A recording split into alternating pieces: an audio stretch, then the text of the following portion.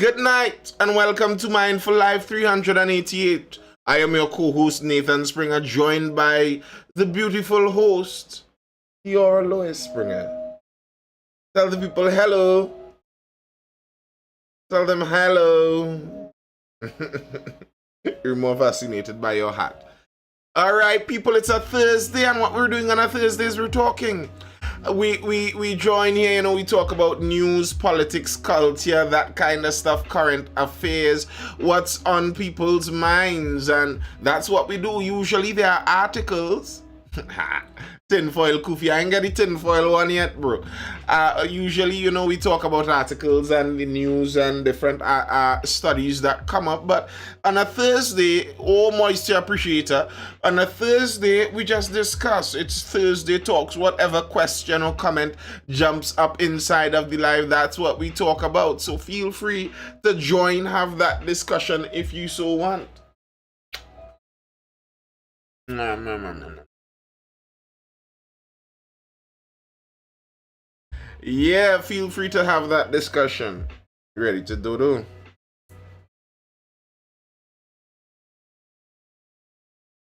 That's the big yawn. Let's see the surprise piece.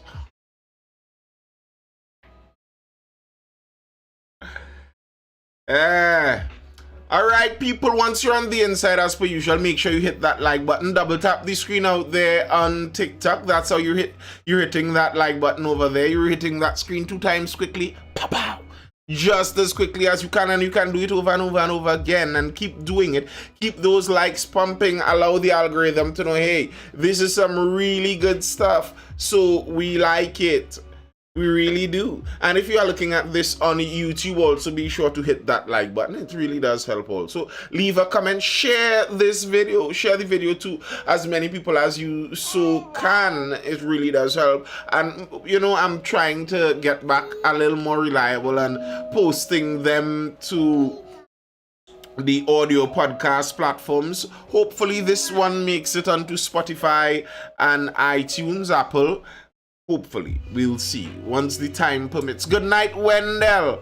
So, what's on your mind, folks? What have you been thinking about? Blessed night, Dimples. What's been on your mind over the last week or so?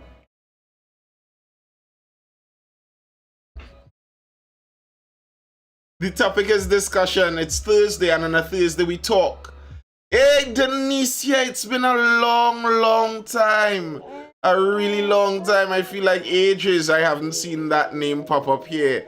One of the original viewers, Denicia. How things? How have you been? How the kids? How the family? Oh, Jackie's. The heat in every beat. Oh, what's the good? Look your friend and Trini Hotel.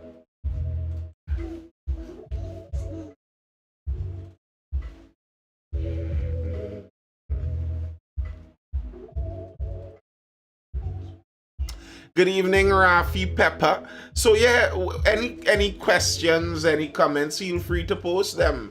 Baby's sending me mad, Denicia Jan says. Well, I mean, that's how you know they're healthy. That's kind of what they're... Nice. That's what they're supposed to do to some extent. I have a ask away, Rafi Pepper. Feel free to... Hey, Shakima, I see you there. What's the good? You see how far the golden droplets reach?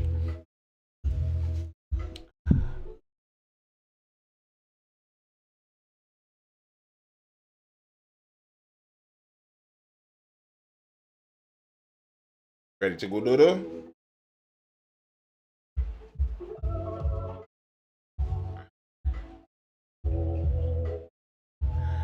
Hey, good night, Solomon Dyer. Yeah, she is, Ronnie, she is. What is your take on the recent passing of 18 babies?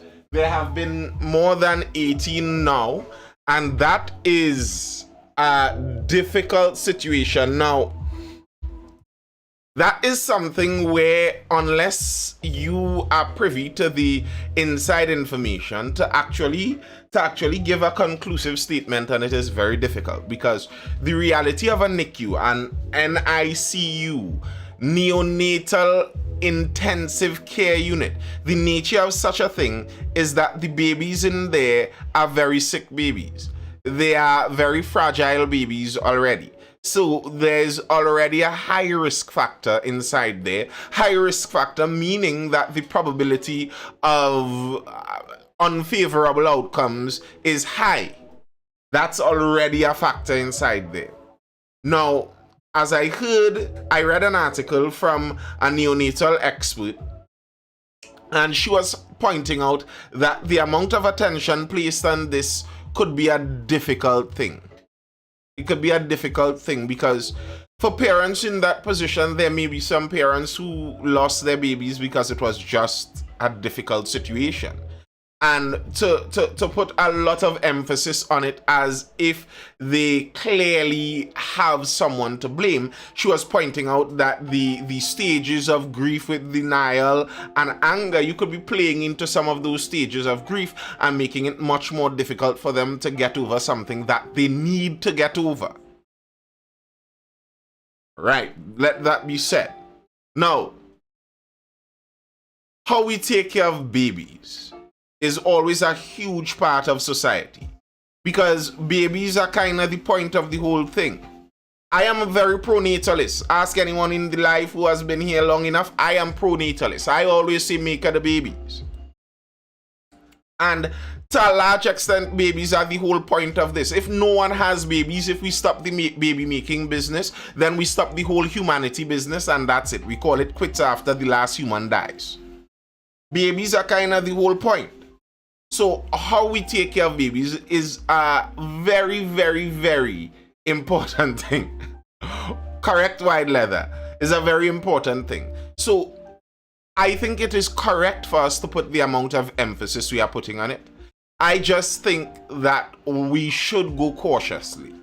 And as much as we can, keep it out of the political realm. Now, I understand that's going to be a difficult thing, and that's the problem with a public health service, with a state-run health service. It's always going to bounce up in politics because it is run by politicians. But that's not a good thing.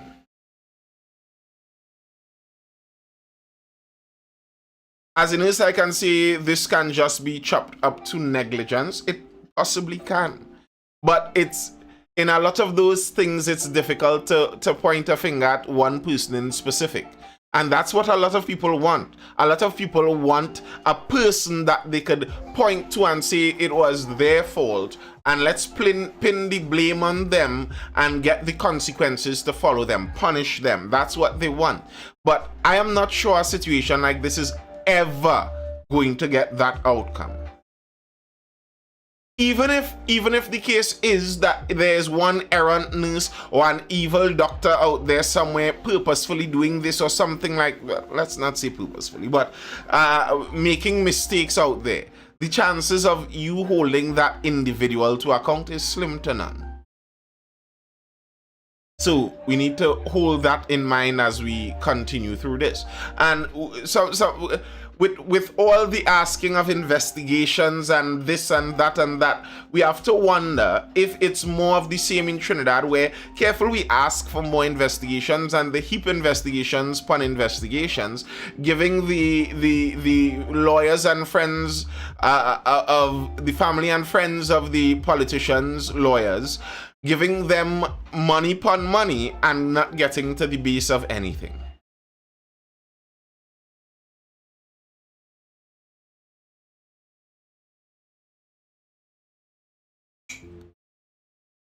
Dimples, I appreciate a good conspiracy. Like, I don't throw that out prima facie. I don't just throw it out on the face of it. But I do not think the evidence in this even leans remotely to pregnancy. Sorry, to vaccination.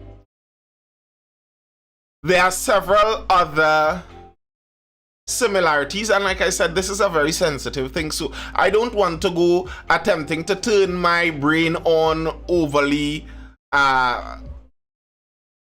critically over a situation where it's parents grieving the loss of their babies. But there are other common factors. You could look at common ages. Look at the age of mothers in question. See if there are commonalities there. And you know, sometimes we look for the far-fetched, and the much more straightforward is right in front of our faces.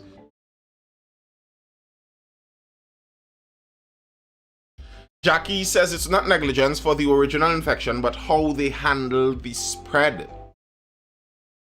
I don't know. The thing is, there's a lot of distribution of responsibility in that. So the nurses may not be in charge of all the sanitation, and they could be doing their jobs expecting that someone else sanitized what is supposed to be sanitized. So what if you could attribute it to a nurse bringing in an infection and spreading it, but although she did, or he did, see that, calling nurses she automatically, even if they did, it may not have been their fault because they were expecting that the person before them would have done their job. So like there's an interesting bit of bacchanal on the, I don't know how many of you have been paying attention to this actor on the movie set of Rust, Alec Baldwin, and he murdered someone with a live round inside of a gun on a movie set. And there's a lot of bacchanal right now on who is the real responsible person. Good evening, Enigma.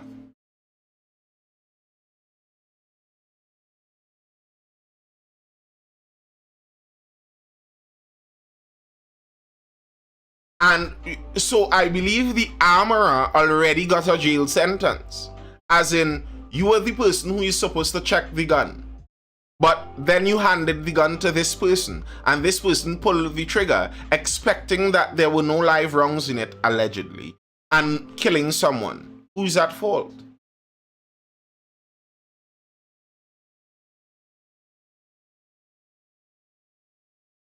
And the NICU uses oxygen, they use respirators. That's an easy spread for infection. Shazvon Ramdas, what's the topic tonight? Well, it's a Thursday, and on a Thursday we talk. We're discussing whatever questions arise in the live. You can feel free to join if you have something to say, if you have a comment to make, you want to talk to me live, see if you have something you always wanted to question me, and you can feel free to jump in and let's have that discussion. Feel free to hit that like button too. Once you're on the inside, double tap the screen over there on TikTok, get those numbers pumping. If you are looking at this live on YouTube, also make sure you're hitting that like button. Drop a comment, tell me what you think, you know, if you're looking at it on repeat. Share the video to some folks. Let's see if there are any comments over there on YouTube and the tubes. I just want to say, Trini Hotep, did y'all miss me today? But wait, Jackies. Are you working in the same place with Trini Hotep, but yet you nursing too? How many jobs you doing? Oh, savage boss. Like how much work you go work, Jackies? You name work Jambi. I would have thought nursing is a kind of full-time job. How you out here beating all them nursing hours and then have time to wake up and go and frolic in that place, in the place of alternate husbands? The hustle real, Jackies. The hustle real. Out here to make it.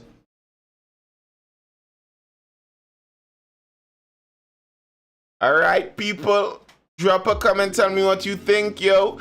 Any questions or comments on the inside? Hey, as we reach this juncture, there has been some discussion. Trini Hotep, I have seen you inside of the discussion. I have seen you inside of the discussion over on X, formerly known as Twitter. And listen, that place, if you want garbage talk, that place full of garbage talk here. Lots of people talking real garbage on a regular basis. And they're sure that they're very profound while speaking that.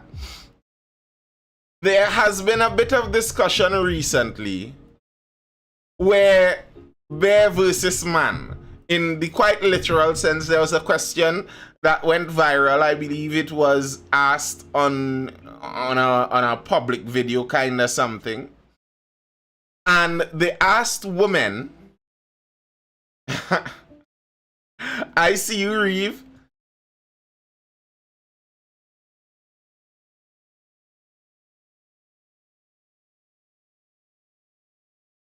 Yeah, they ask women around there if they rather be stuck in a forest with a bear or a man. And then many women see a bear.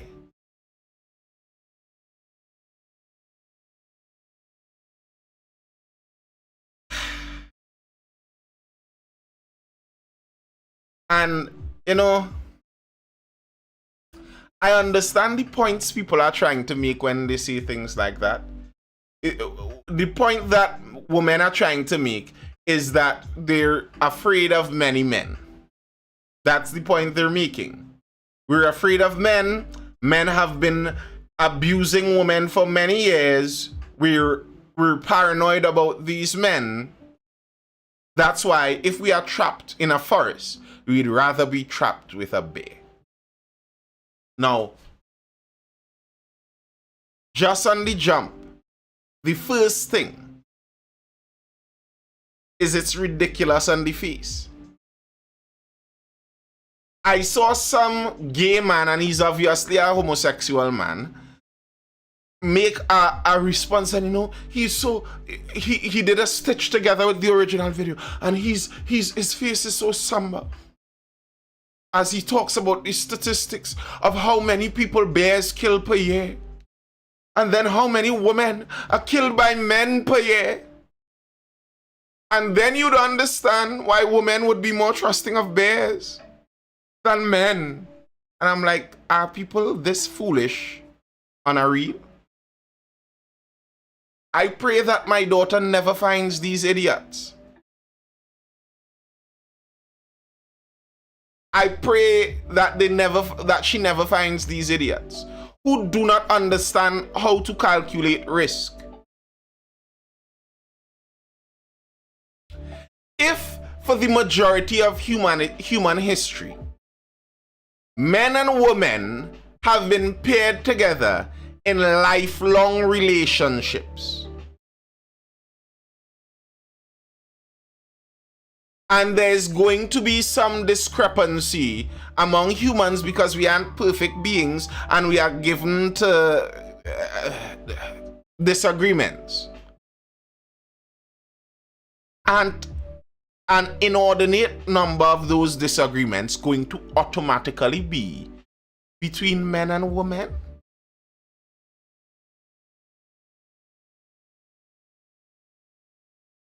Like, obviously. It's like, if the only people that are allowed to drive on the nation's roads are owners and holders of a license, that means licensed drivers cause 99.99% of accidents.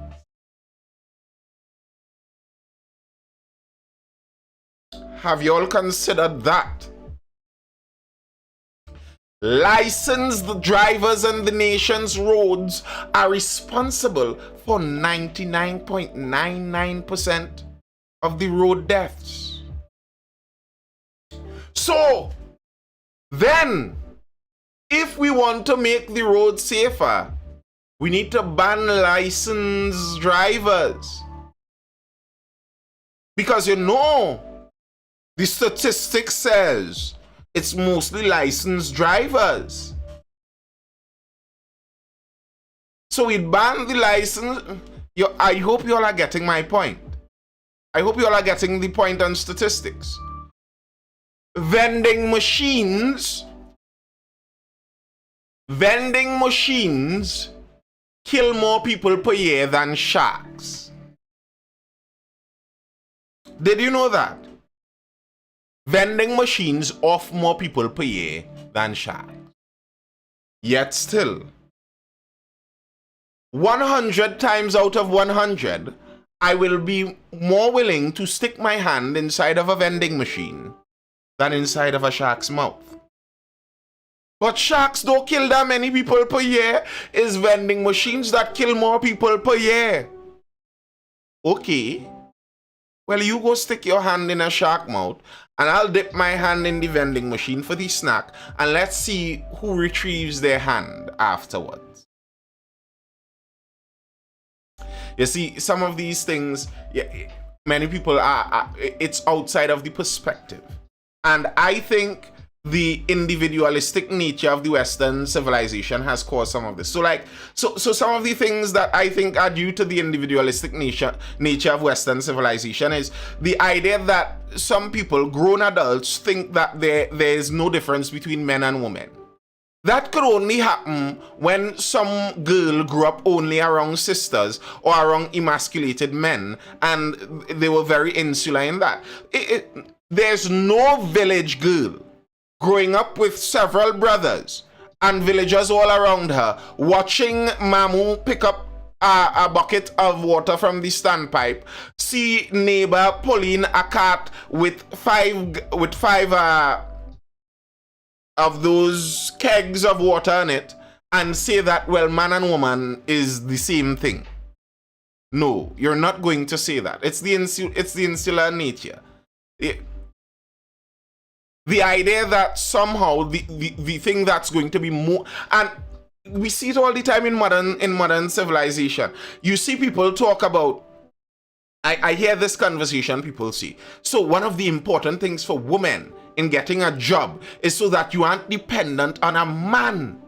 You don't want to be dependent on a man because those men are shaky. You could end up in a marriage with a wicked man and he's just beating you up in that house and there's nothing you could do about that.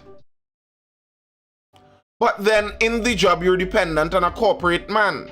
You're dependent on someone else. Someone else is supplying the job for you. You're again dependent on someone. And are you saying that you'd have more faith in your dependence on a random corporate boss than on someone you get the opportunity to take your time and personally select to last with you for your entire life? Who do you think you have more impetus to be loyal to?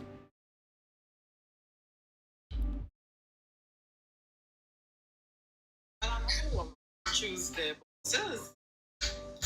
Well, obviously they will choose their bosses, but it's an illogical choice.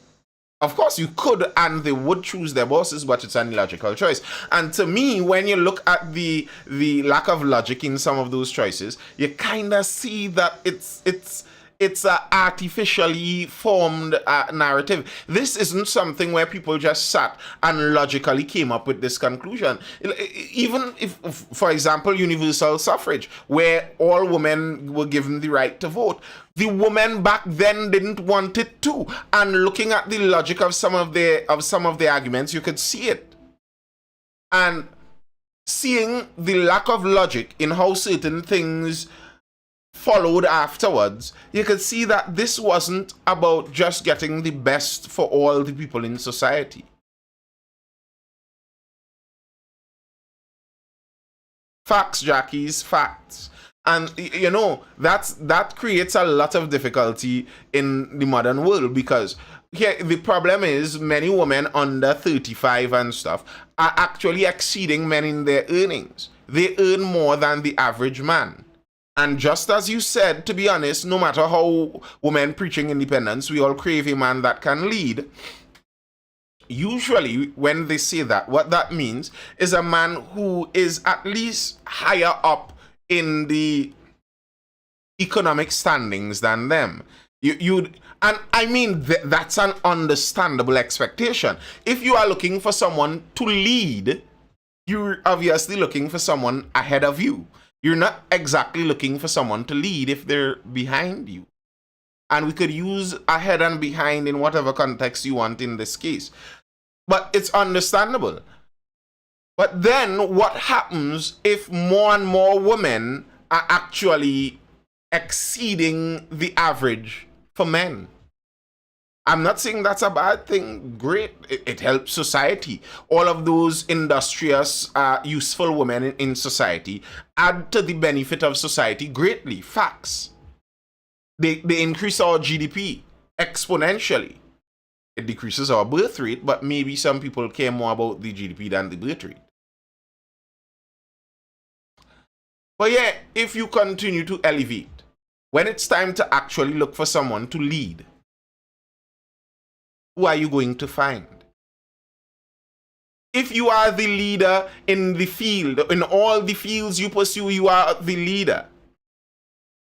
How do you get someone to lead you on top of that? It's a difficult problem, and it's a real problem, you know. There are articles upon articles complaining about that these days, that women are finding it more difficult to find partners that meet up and match up to their expectations. And what you gonna do about that?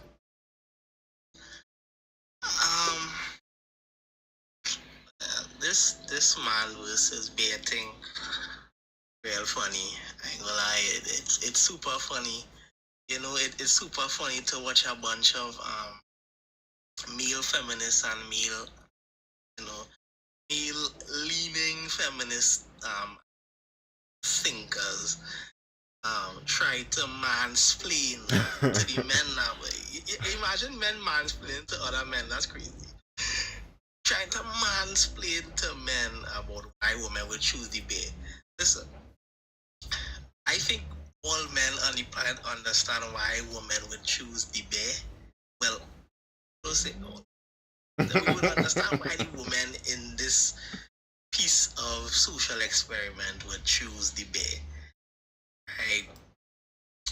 We understand, but you see, understanding something and then doing that the thing people are saying doesn't make any sense. It's two different things. You understand what I'm saying? I know, Nita, what's funny is that when you have a big grown man with tattoos on his body at that too, right, yelling into his Siri phone, into his iPhone that way, to get statistics on IPV, and then juxtapose that with bear attacks, is the most ridiculous thing possible to ever hit the internet. Because ain't no way you think you making a point by pulling up IVP stats versus bear attacks. Well, first to begin, humans don't live in houses with bears. We don't even live around bears. You know what I'm saying? Let's believe if humans had bears in their house like Goldilocks, you would see immediately how quick that violence of a bear gets real interested in the statistics. You know, why that exactly what you're talking about there. We are so many layers upon layers upon layers removed from the reality of the difficulty of survival that many people think that survival is on auto. It is not. We are standing upon layers of civilization built up literally over millennia that is separating us away from that. The idea so often that you see with the even with this same discussion, part of it, I saw recently a question asked, another one of those viral on the street questions: do women need men? And no, women don't need men. No, and it went to the View, the TV show that has a combined IQ of the boiling temperature of water. And they were expounding on that too. Women don't need men, and you're standing on layers of civilization that makes that seem like even a remote possibility. A bear is an extremely fearsome and ferocious thing. If you didn't have the layers of civilization around you, listen, an ocelot. Those of us in Trinidad, you went to the zoo, you see those ocelots. It looks like a tiny little pet leopard. An ocelot was batting you up. He meet you out in the forest out there, just as a normal modern day liver. You in trouble. Listen, I spent a couple nights, sometimes we go down the islands and you spend a little night fishing, you sleep over and Shaka Shakari and stuff. I don't know if any one of y'all ever camped out there and early in the morning hear that howler monkey troop coming down. Listen, I started to get slightly worried. Because you could hear these howlers before the sun rises in the morning. You are there on the beach and you are hearing this immense noise sounding like all directions, and it's coming closer. If 20 howler monkeys bounce up on you in the dark on a beach in the morning, what you going to do? Pray. You ever see a howler monkey yawn and see the furniture they have inside of their living room up there? Ooh. Ooh. Yeah, it's literally Caesar and the Planet of the Apes. Yeah. That's what I'm saying. It's Caesar out there. But this is funny because it's really only the comfort of society that allows us to speak this foolishness. Because the thing is this, right? We understand how crime works. Crime is a social thing and it's a proximity thing. Correct. Men and women live in close proximity to each other. I know it's hard to believe, but yes, we do. Right? And men and women are going to harm each other. That's just the facts. And like it or not, men are going to harm women more because the sheer fact that men have the power over women in terms of physicality is just the truth of the matter. Having to explain such rudimentary things to humans who live in a country where the abundance of information is just at the fingertips is the most craziest thing. Ooh, Jackies. I like that little that little kind of Sigmund Freud little something you threw in there. Facts. You understand what I'm saying? And yeah, we understand some women might think a bear would be peaceful to be around than a man because Teddy bears, listen. In so much fear. Bears, the bear team, whichever is the bear political organization, the BNC, the Bear National Congress, or whoever, they did a serious propaganda job with that whole teddy bear business, Letting people, the whole world thinks that bears are just out there to hug, You could hug and cuddle a bear and fall asleep with a bear in your arms. All the bears do are they wear that red crop top and go around looking to eat some honey. And they don't even have claws. If you look at Winnie the Pooh has a little stump for a hand that he just dips in his honey. Oh, isn't he cute? You ain't meet up there. The bear that died recently, that was what? No, I don't think he died. I think he's actually still alive.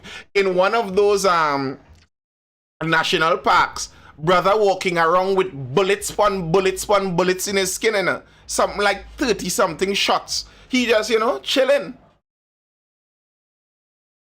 What? And listen, if you ever watch a bear up close, you could see this animal is the cuddles full of scars. It looks like a battle axe. You're watching the bear and you see piece of his lip bust off, and you watch close and a nice little cute half a circle ear. You see a little piece chip off. Like, where did that piece of your ear go, Mr. Bear? Yeah, the bears are bears. They propagandize we with that. I mean, the thing is sure, Yogi, it have Yogi and Winnie the Pooh. these are old shows, right? And fine, these shows are great shows, classics. You understand what I'm saying? Um, also big up the I think they have the bear that does the commercials for the wildfire thing. And there's Charmin too. Charmin, you know, the Yeah. toilet paper.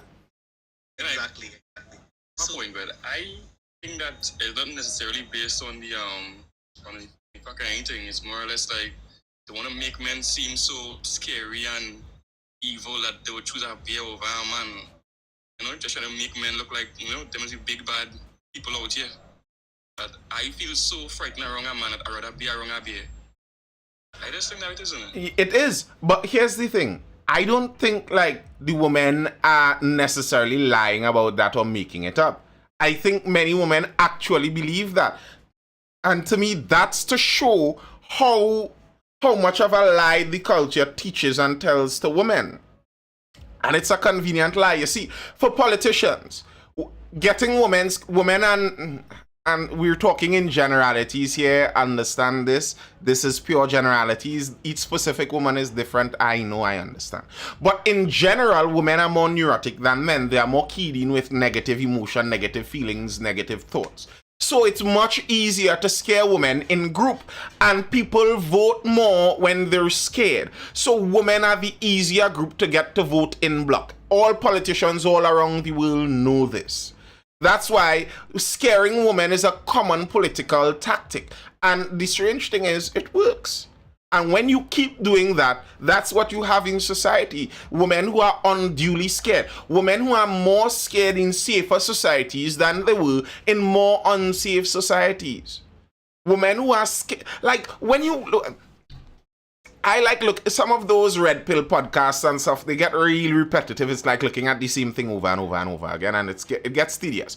But some of it has a bit of interest in it to me, because you get to see some people's views on things. Like the average people, you could watch a wide cross section of society and see their views on things. And it's amazing to me how many women have the belief that to live in a house with a man is to live in a horror movie. Like, where does that come from? Where do you get that idea that somehow all men are just secretly there waiting to get their hands on a woman and abuse? Like, where is that coming from? It's coming from society. It's a narrative taught. Now, here's the thing. Men are stronger than women typically, and there are some psychopaths. There are some evil, wicked people in both men and women. But with men being stronger than women, let's say less than 1%, half of 1%, I can't remember the exact number, a very small number of psychopaths. But they're men. All of those male psychopaths would be able to take advantage of a woman if they find themselves in that situation. That's not an indictment on all the men. That's just the psychopaths. Here's how you see the proof of that. Where they talk about essay, that women are essayed so often, etc., etc. Do you know when you include prison, men are essayed, raped more than women? Why? Because what prison does is prison takes all of those psychopaths and evil men that exist in society and would abuse a woman if they get the opportunity, and they put them in one building. And what you recognize is those psychopaths and evil men, it's not that they love abusing women because they are secretly misogynist and have a secret plot to take over. No. They are psychopaths and evil men. When they get the opportunity, if there's a weaker man in prison, they abuse and assault them too. Those same psychopath men. So you're looking at the groups wrong. It's not men versus women. It's us versus the psychopaths. And there are psychopathic women too. Lesbians know that very well. Out, right? And get correct me, please. Mm-hmm. In a situation like the laws cater to a woman more than a man. A woman just had a brain in a man direction and say, hey, he watched me weirdly. And the police will do something to her. I don't understand why do some of them still feel attacked when they know, well, a man will get an easy 15 years for allegation. Why they still feel attacked? Well, you see... If I walk in a store and do some weird stuff and she tell the police, most likely the police is going to take me in, Mm-hmm. even if it's a lie or not. So if you know you have this kind of power, why do you still feel powerless? Well, that's why I started off saying that women are more neurotic. So it's an automatic thing. There are women living inside a gated community behind a 12-foot tall wall with electrified wires on top and burglar proof with auto sensor alarms and armed guard on the inside, and they still have paranoias on the inside of that. That's a thing that happens. And bear in mind, there is reason for the paranoia. You are walking around in society constantly aware that you are weaker than the other group, and generally the other group desires you physically more than you desire them. That's a kind of scary, like as a man, think of it as if you were walking in a humongous gay mall, an outdoor mall with only gay men, and they are all stronger than you, big, strapped, strong gay men. Now, they may not want to do you anything. If you call the police may react quickly, but you could understand why, especially if you were taught that, hey, these gay men always looking to hit you something, you could understand why the fear would remain in your mind. Not saying it's accurate. I just wanted to. Oh, look, boom. Oh, Taddy Boom.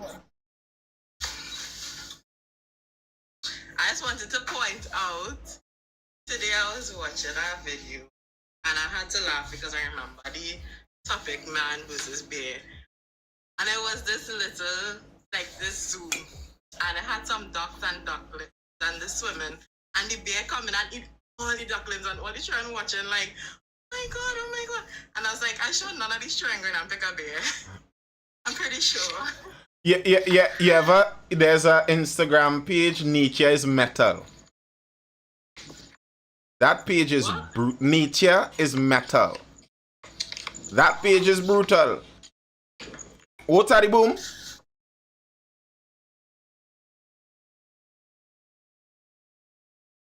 I guess you're not really there. The whole life is just based on emotions that drive every move they make. Now, the thing is, women being more keyed into an emotional decision-making matrix isn't necessarily a negative thing, because reality isn't always as logical as laid out before us. Maybe if men were responsible with pure logic for child rearing, there would have been times where humanity just folded up because it was just an illogical exercise. I guess to go through 9 months to make a little helpless human, you need to be a little illogical, probably. Yeah, And right. Illogical. I mean, you as a woman, you have to tune into the non-verbal and just everything for children. yeah, oh yes, very good point. As So I've I don't want to say they, but we as women, we have a built-in kind of like sixth sense that men, I guess, they don't have. and here's the issue with that, Ronnie. That sixth sense works perfectly when you're with a child. You see, a child requires that sixth sense because, especially a newborn baby, they can't communicate very well. You have to be empathetic. You have to feel what they feel, predict what they're going to feel what you think they're feeling, and work on that emotional basis to and see about their need. That's an intuitively empathetic kind of feel. But the problem is, when that maternalistic nature goes out onto the wider society and you attempt to mother society, which is not how societies are supposed to run. You cannot run a society like you do a family because we are not all one family. As much as some politicians would like you to believe that, that's just not true. Yeah, Margaret, I get the emotion part, but when you substitute facts for emotions, you get chaos. So they need to listen sometimes to the facts. It's Yes. not that you don't listen. It's not that we don't listen. I don't know what separates myself. I'm so sorry, ladies. It's not like we don't listen. I think we think differently, and you all know that we always say men are emotional, men are logical. So we use strongly use different parts of our lives, right? And we use different things to move through the world and whatever. So it's not too much about the facts and the feelings, but sometimes men can be a bit too harsh laying these facts. And when you are harsh in your facts, I'm not going to care. You could be telling me what? You could be telling me down the road, they have a bear down the road. The statement. Like this information from 60 years ago, things happen and you can see the mistakes and repeat it. So we can see these things. We shouldn't be making the same mistakes. I just saying.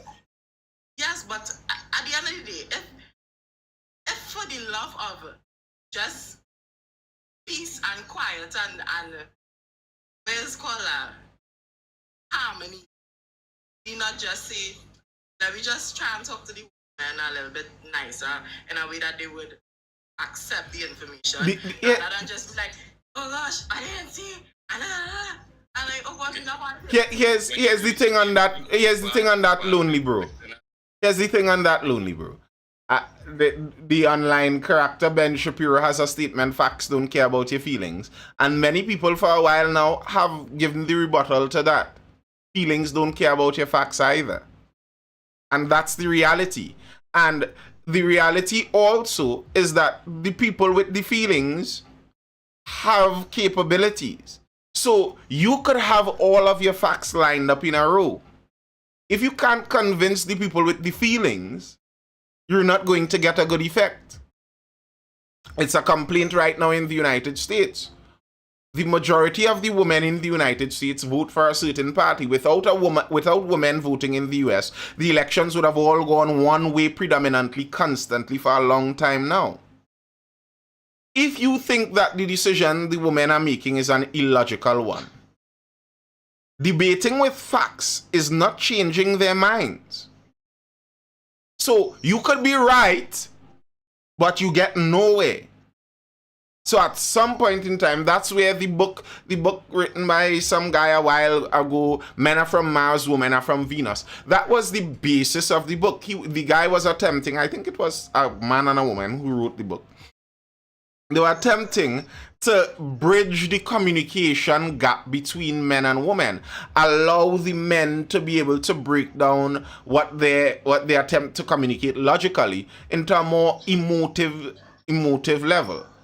Now, the difficulty with that is logical people are much more able to understand and come to terms with an emotional person than an emotional person would be able to understand and come to terms with a logical person.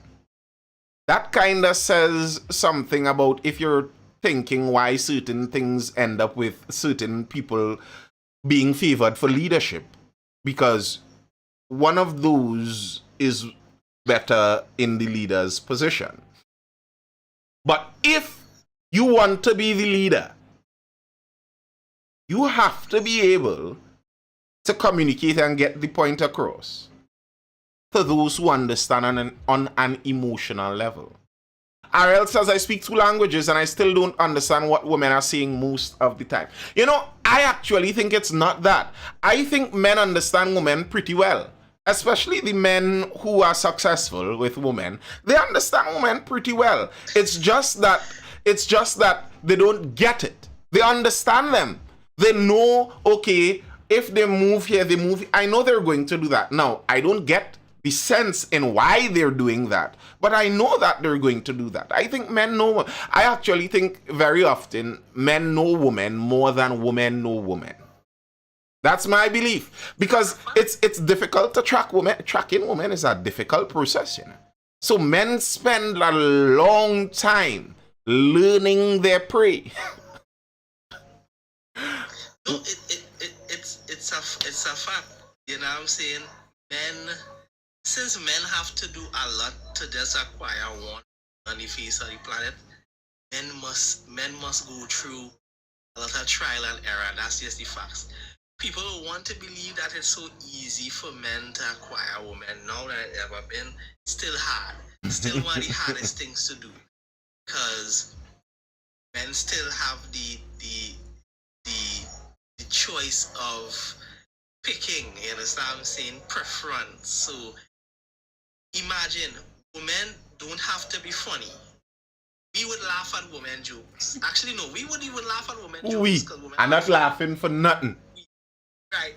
But women are attractive enough. If the joke not funny.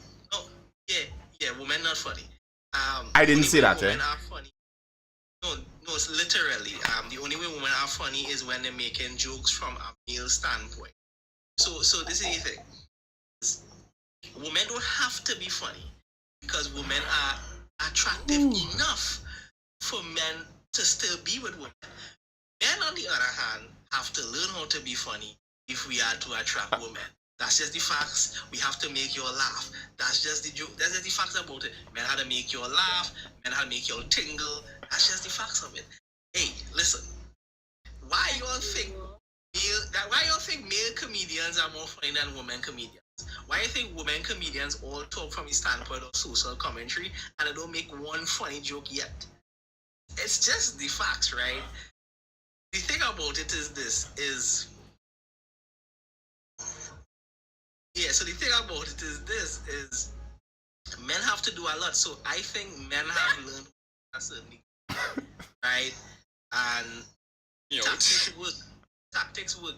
So men don't have to learn these things. Men are attractive enough. That's true. That's true. The fact is, I have checked it. Ronnie, we did this example already. Y'all have no game. Y'all have no game.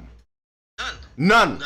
If today, tomorrow, testosterone turn off, and men all of a sudden, I'm not feeling to run down no ladies anymore, nah? We done and we rack up because even if the ladies want to, they don't even know the first step. They don't even know. First step is this. Let me get a number. You know why that works? Because the men trust in the first place. Because the men. So right, nothing gonna wrap up. Men just gonna catch you easier. But you didn't hear what I say. If testosterone turn off, so the men don't have that extra drive anymore. They're like bigger, stronger, more burly women. That just give me a number. You're getting the response like a woman. Give me a number now. So the person talking to their friend here, and you come up, give me a number now. They pretend they even hear you first, eh? Excuse, and they're like, yeah boy, excuse. I don't like it. Oh, what going on? Yeah, I could get your number. What you say? I could get your Nah, I don't give out my number, so. Yeah, boy, and ignore you. Listen, that alone, that woman going to crawl into a hole and disappear for a decade. You get that alone, you crawl away. That's why I wasn't. But that's my point. I'm saying if you all had to, we fall up the humanity the shop day. We done. The game on negative. Falling apart. Alright, I think that it's more like if you say do something, that's something they want to do more. So if you say give me a number, let's go into them like, let me just play hard now. Don't like that. But because I say do it, you don't want to do it now. And you watch me the whole time easy, but because I mention it, I just kill it. So what you're saying, go and say, do give me a number again. I don't want your number. Something like that. Use reverse psychology. What? Something like that, because when you're being approaching and you're trying your thing, for some weird reason, when you're asking all they don't like to respond. So Something. Are you It's talking not about that in it. It's not that in it. People I don't understand, and I find today's humans just squarely don't understand. Men and women have been interacting with each other for since they have been on the planet, right? Millions of years now. And the thing is, social dynamics are social dynamics. Men and women evolutionary biology has been standing the test of time. It's not going to change because the nature of humans don't change. The thing about it is that this has nothing to do with weirdness of anything in it. This is how men and women move. They have been moving like this for a long time. It doesn't matter if we talking like how we talk now or men and women was talking like what I was talking in the Victorian era. You really think in the Victorian era with those high society men who dress in dashing suits every day and go by their local country clubs don't be finding it hefty to get a woman? They be doing hard work. It be hard work with all the nice little English accents and all that good stuff. It's hard work. Hey, you could dig up the men right now 1600 and ask them if it was easy. It was never easy then, it's not easy now. But I think there is some reality to it becoming more difficult. At least for the vast majority of men, it has become more difficult, and statistics seem to bear that truth out. And some of it is just a wider pool. I mean, if all the people you had to select from were your village. People's standards are getting too unrealistic. Yeah, well, I mean, yes, but there's a reason why that happened. We are in the global village now. So back when it was just your literal village, the village of, let's say, 400 or 500 people, and you aren't really going out from there. Those are your options. You select the best option in there, and good luck. My goodness. But I think the internet damaged people brains. Right? And you know why I say that? I was 23. I was 23 years old. And at a point, I bounced up a girl telling me about she man, she, but 23 a month and how I compete with that. How you me compete with 23 a month? How? Be honest here. And you 23? I 23 years. 23 what? What you mean?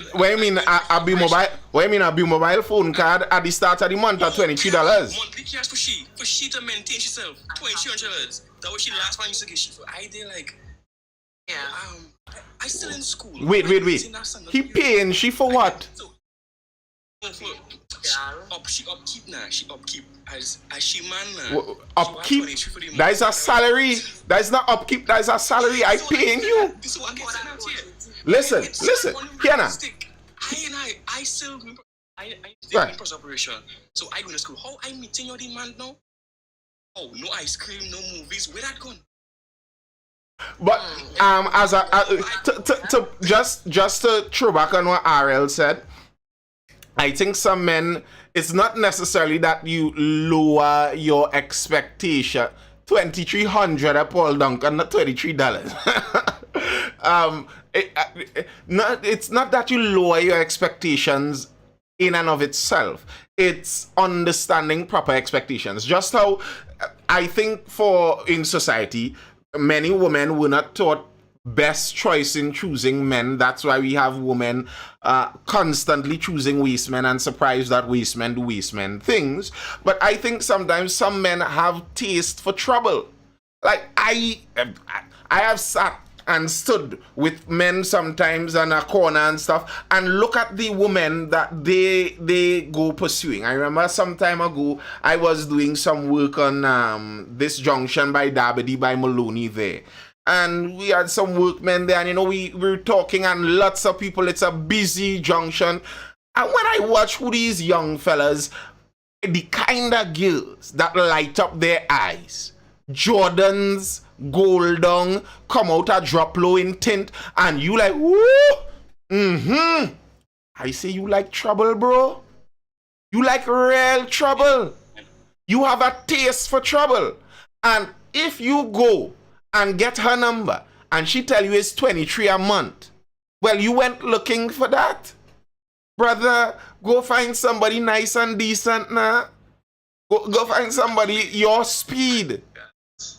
Go find somebody your speed. You see, and Nathan, there's always a look.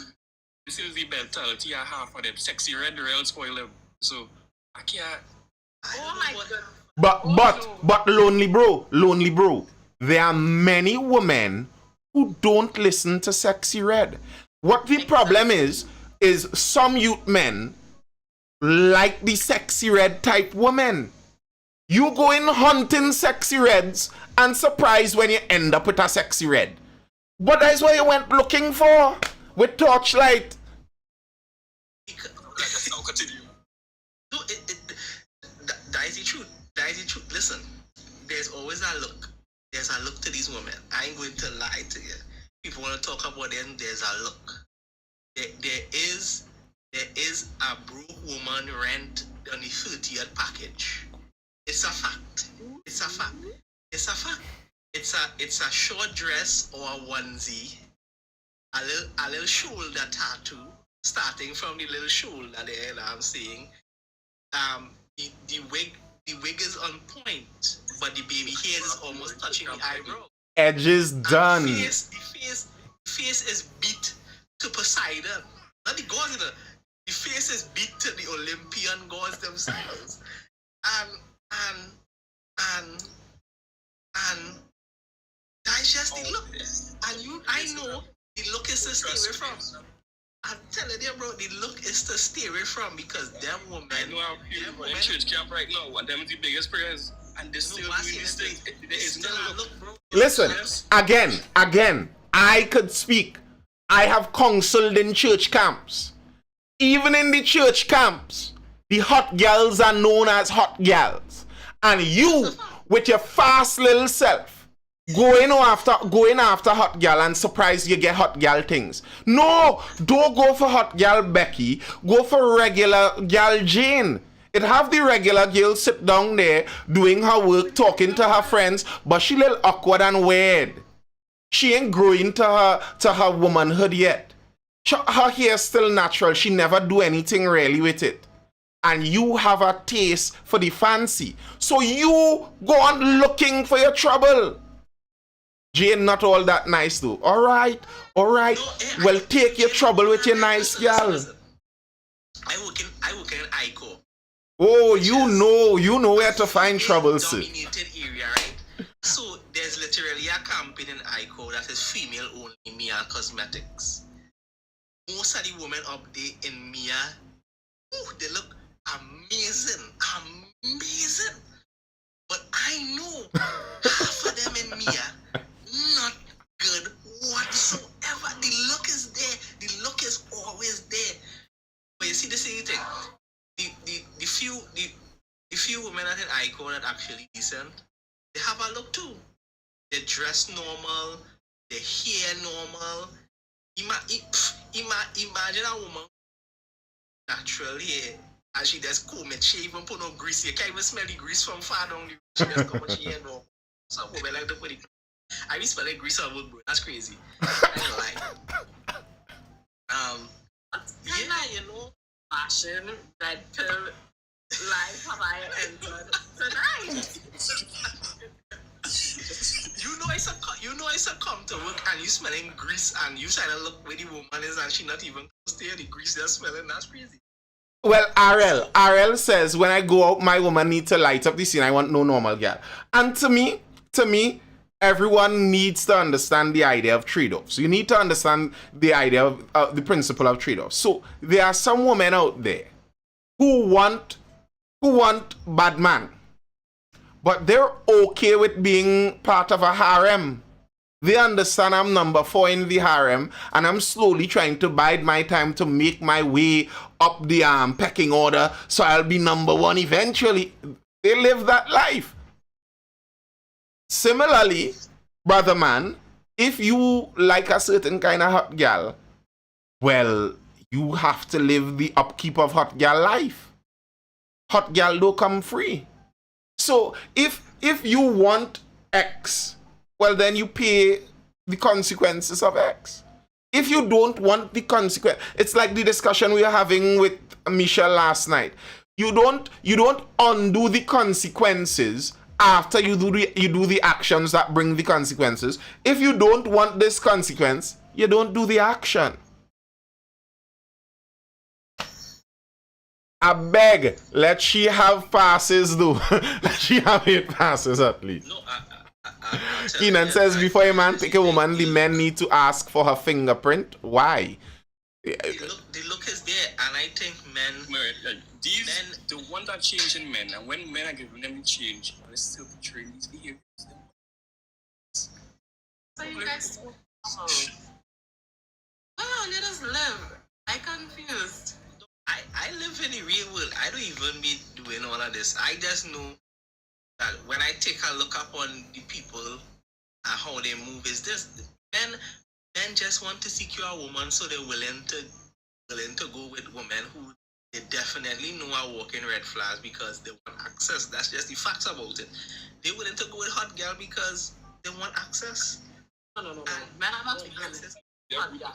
You cannot be willing to go with a hot girl. You don't will a hot girl. You have to work for a hot girl. Like- You don't. Let me tell you. Ronnie, to show you the stupidity of some of these men, I know a familiar of mine, I know this fella. He going through a little tough spot. He lost his job, so he from hustle to hustle now. Things are really pumping as it should. And he telling me, boy, all them girls I used to talk to and take one calling me back the other day, and she telling me, I'm missing the champagne life. And then some other time later, he's letting me know he is renting a car. The man lost his job, so the ride he had before he had to sell. He's renting a car to push the image to go and live the champagne lifestyle. Like, if a man like that gets himself in trouble and she take everything he own, who am I to blame? Thank you. Like, brother, Thank you. you went there. Ariel says inherited beauty is on the same level as inherited wealth. I agree. Beauty is a privilege that you don't work for. Ariel says, all you really feel hot girl need passes to get a job? Obviously not. Passes aren't as important to women, but in general, women are getting more passes than men these days. So the chances are the hot girl would have her passes too. Nathan, Yeah. this is how I know people not living where I live in, man. Because this is crazy, right? Yes, men are willing to get with hot girl to live an image life. That's Of just course. the facts. Of course. I have a friend right now. I have a virgin right now. I'm not ashamed to admit he's fully done. And when I mean fully done, he's fully done. Because he don't have his own car. He used to use his father car to pull an image. Your father car. Using your father car to pull an image. And now you're using your uncle car to pull an image. The woman that you claim to love so bad is a hot girl. The best looking girl you've ever been with. But right now, she's rolling around the place with 5 other men. Listen, you need, and we've been talking to the man too, but no, he loves she bad. Best woman he ever had in life, right? The man gets a dash of Magnum in his father's whip. The man get disrespected all the way. The man don't want to let go. Here's what I'm saying. The man could go for a regular girl, man. He don't want that. He want the best looking girl he could get. She must be candy out there. But he willing to take a disrespect, and he willing to dollar his whole money on gyro and have no money for the rest of the month. Listen, Well, understand this is what they're willing to do. Some man, he lucky that is a certain kind of hot girl, because it's a hot girl out there. Gyro is cheap. You lucky. You lucky. Gyro is in my kind of price range. I am a gyro date kind of fella. Ask wifey, gyro date? Yeah. We could gyro date, man. Yeah. There are people out there who talking Texas de Brazil. no, Nathan, we been talking about a man who could really, So wait, Trini Hotep, the gyro outside of his budget? Yeah, because Oh boy! before because Nathan, before it was, so Yeah, my moderate. boy also running a car wash. But the car wash really ain't hot now, way. So my boy was only making a few extra hundreds. But the man used to take 3/4 of that and spend. And she want gyro. She don't want no KFC. She want gyro. And listen, June's not cheap. June's not cheap. A gyro in June's is like 60 and she want gyro every day. But here now, people just now there, you're going right just now, you're lonely, just now, people have to understand when they see car wash and the car wash scanty, and those men making is because those men not selling car wash. Go ahead, lonely. Do you all believe that a man have to go through these trials, to be better, to learn and function?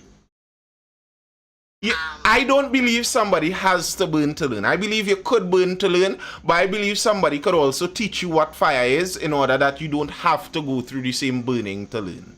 I believe that. But there is learning in burning if you can't hear. I would like to also just say I am very concerned about Trini Hotel believes is a hot girl. Because this girl that he referred to, she seems very much. I don't understand. A hot girl, not a gyro, and that's you. Hot girls don't settle for those things. That's crazy. But Nah, it are levels to this. There are levels to this. I want to say she's a girl because she ain't hot yet. She It's not that. You see, Ronnie not listening to what I'm saying. No, but You studying the gyro flick now, Ronnie. What I was trying to make. Just a wait. Hot girls not running behind. Well, they're not sticking around with struggling men. You most part. Hot girls don't entertain struggling men. For the most part. She don't want no struggles. No, but Nathan, she didn't hear what I said yesterday. Listen to what I said, Ronnie. She not only with my brethren, she with 5 other men who provided. He's part of the roster. Ronnie, you have to understand. He is part of the roster. He is Thursday for gyros. But then listen to that song, even if it's so wait. So when it's a hot girl, right? At least as far as my observation. Hot girl solely. Well, a hot girl just enter. Hot girl solely welcome. It's a hot girl. Oh, well, hi, Somebody right? join. So I've observed the hot girls, right?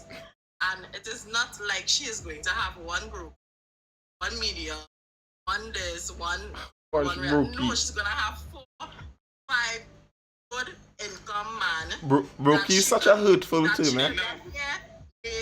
She's probably just the driver who just buy a gyro. Oh, God. Exactly. He is the Oh, driver. God. She's not a man. She ain't claiming that man. You don't understand it. She not claiming the man at all. She literally run the man like a dog. You don't understand what's going on here? What? Listen, boy, don't go no further now, boy. Don't hurt the man. Listen, some men out there, you know what? Y'all know the term down bad? They down I want to get to this. bad. Yellow only, bro. You're here a while. You're waiting a while. Jump in there. I'm saying is too, sometimes when you're here, you're banking, you're fighting, you're trying, it doesn't be enough. I don't know what this is. It's blood. It's some things that all I want sometimes blood. Because you can't be. Hey, give me just a second there. Give me a second. It's all. You can't be doing that. That is a real battle. God, man out here, you fighting, choking me, making sure you're big, making sure you're alright. I did gyro man till I did been picture. If you one gyro call and say you gyro, it's for the fun item. Yeah, it is. It is. That is true. That is true. But it happens on multiple sides too, you know, because there are guys just like that. There are fellas who do the same thing. They have a girl who would do anything for them. Their birthday is over because you know some of these modern girls, me know what it is with birthday and these young people. Their birthday, the girls spend out all she mother money and thing, and you treating him like a king. But it's for the kicks of it, he wants the chase of it. And some women are similar too. They like the fun of it. And many of those people in those kind of positions are heartless. Truly, truly heartless. To watch a guy out there and and take your little gyro's money. Nah, man. That is heartlessness. I think half of society emotionally dead. You can't see why look at somebody struggling, fighting, and you have zero remorse. In just when the country is the way it is. A lot of we have no emotion for each other. Heartless killers. But that is true. That is true. That is true. But you see, the thing is this, right? We had to understand that men and women kind of respond to each other. If men glorify the bodies of the world, then that is what the women are going to try to emulate in order to get attention from men.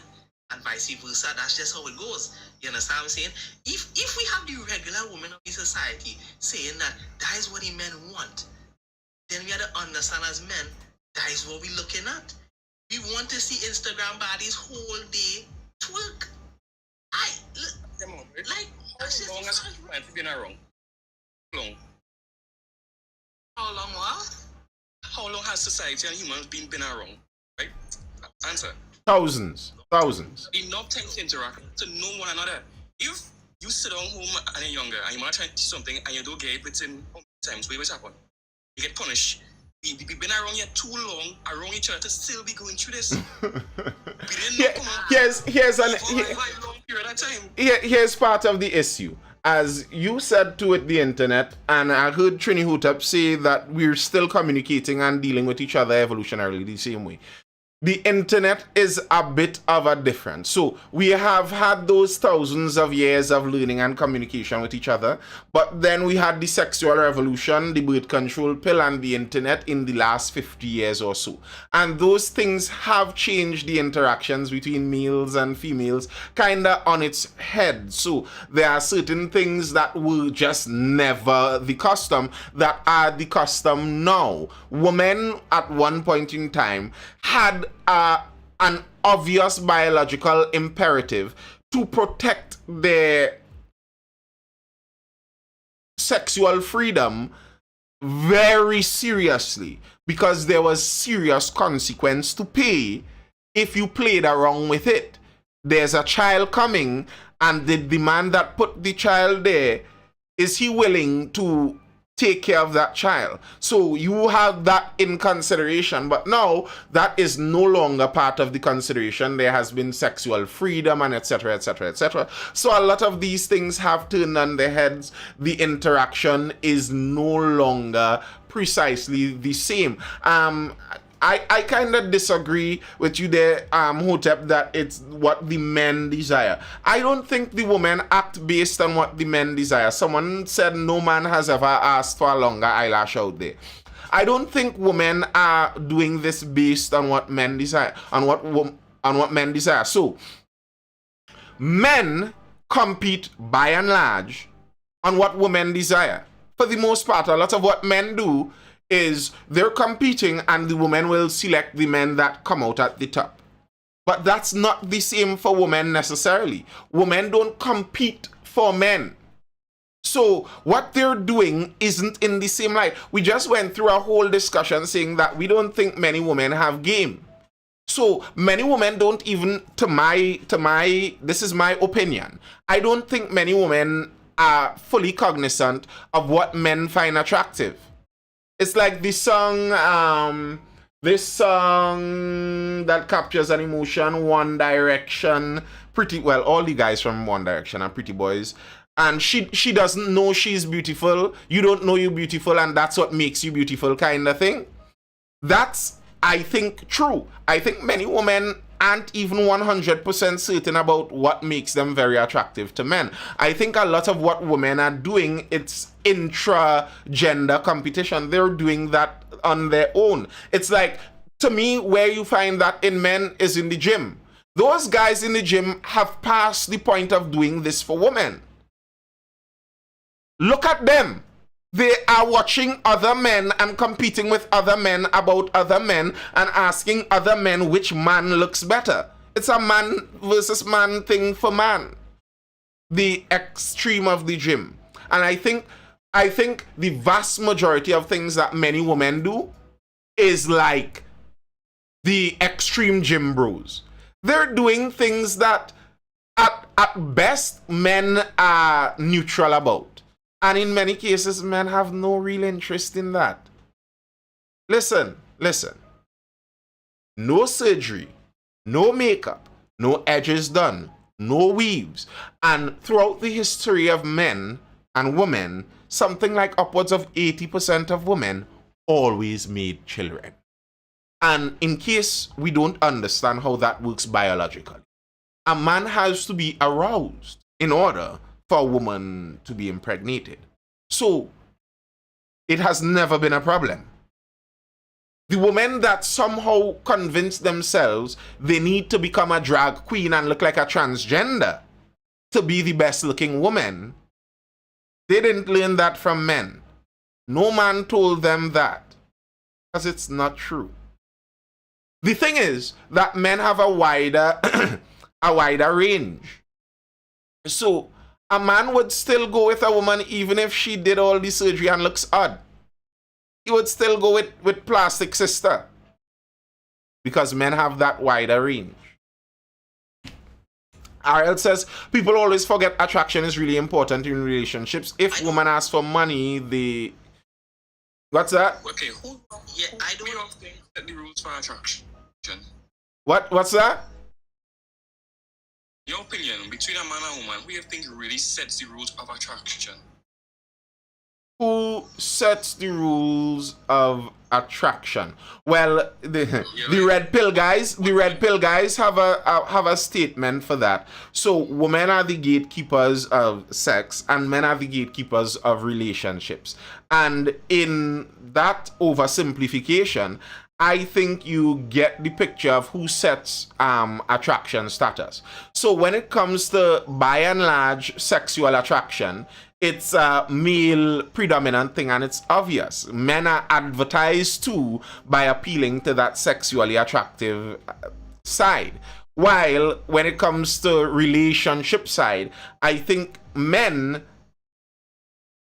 as it were, set the attraction status while men have to meet. No, men set the attraction status and women have to meet that status in order to get into a relationship. RL says if a woman likes you, they will let you know actually majority of the time. You think is Nathan is I don't disagree with what you're saying because I don't think majority of men really care for some of the things that women do. But the point I was trying to get at is that if we have a subgroup of women, right, that want a particular type of man, and that subgroup of men like a particular thing on the subgroup of women, then women are going to try to emulate that particular thing in order to get that particular man because they're looking for that unique man, quote unquote, in that circle. So if we have rappers, right? Women want rappers because rappers have status and they come with a kind of gift of gab with them. And the rappers say, listen, you know who we have on our arm? We have a particular look on our arm. Then the women in the subgroup and the women who want to also enter the subgroup because they're also attracted to that particular type of man, I think they're going to emulate what the subset group of women are already doing in order to reach. It's the same thing when I say, listen, there are men out here that are willing to buy Jordans, go hungry in order to be swagged out to attract women that they claim to want. And I think that's just true. Even though that majority of the men could care less about certain things in order to get women, they would just acquire women based on their rigorous training efforts. You know what I'm saying? Yeah, right, to cut me short. I agree totally on what you're saying there, especially on the cultural side, and that's a fact.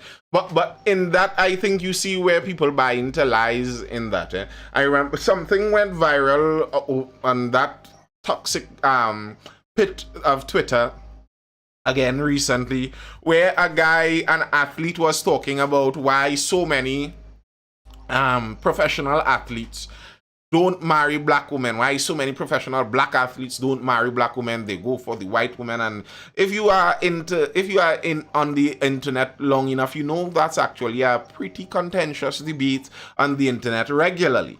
And and to me, you see some disconnects there where, all right, you're saying that you're looking for that level of person, you want that athlete, or etc., etc., etc. You look and see the one or two rappers who have the baddest image wrapped up on their arm, and you decide that's the image you're going to follow. But you don't watch at 90% of the men, once they reach over a certain wealth, they're looking for a certain level of decency. And if a certain culture doesn't provide that decency, they exclude the entire culture in their searchings. That's correct. No, that's literally correct. And sure, that might be a very overgeneralization of the thing, but that's just how it kind of that's just how it works, right? It's the same way how you would see men of industries and business, the type of women they exclude from their circle, regardless of if you know, black men of industry date white women or not. Even if they have black wives, but they're black wives, and you'll be like, the black wives do not emulate a certain culture. They don't speak the same way, they don't walk the same way, they don't move the same way. And sure, that's based on their upbringing of their certain wealth status of us. But you can't want to say that, you know, they exclude a whole bunch of women because of that. I'm like, listen, if only a certain percentage of women could even exude a certain level of class and elegance and status, then I'm going to venture out to find that in a higher majority. That's just how it works. Nobody could be mad at that. That's just how it works. Mm-hmm. At some points, you had the woman then that would rob you up front, and then it had the ones then that would help you make the money and then rob you. You know? And there are many that will not rob you also. There are many that will not rob you. Many that will stick with you through thick and thin, the ride or dies. Like, that's the tale. Do not buy these communists. Like in the first place, a lot of what feminism is and that discussion in the first place is a communist discussion. Bear in mind, the idea of seeing people in groups, seeing people in collectives is a communist Marxist theory. That's a theory that was placed on us. You don't have to look at the world through group lens. You don't have to look at the world as black people in a group and Indians in a group and whites in a group and women in a group and men in a group and the intersections of these various groups. You don't have to do that. That's not a rule. And to me, I think many of those groups actually discount the reality of what life was. The reality of life through history, and I always say this, the history of humanity through the ages wasn't men versus women coming down as two separate groups fighting an eternal battle through time as we came through history. No! The story of history was men with women battling reality, battling the bears. While, to go back to the beginning where we came from, it's not man versus bear where you select the bear over the man. It's the man and the woman against the bear together. That's what the tale of history has been, where the women would try to help the men in their shortcomings and vice versa, and together we try to eke out survival on this very difficult planet that we found ourselves on.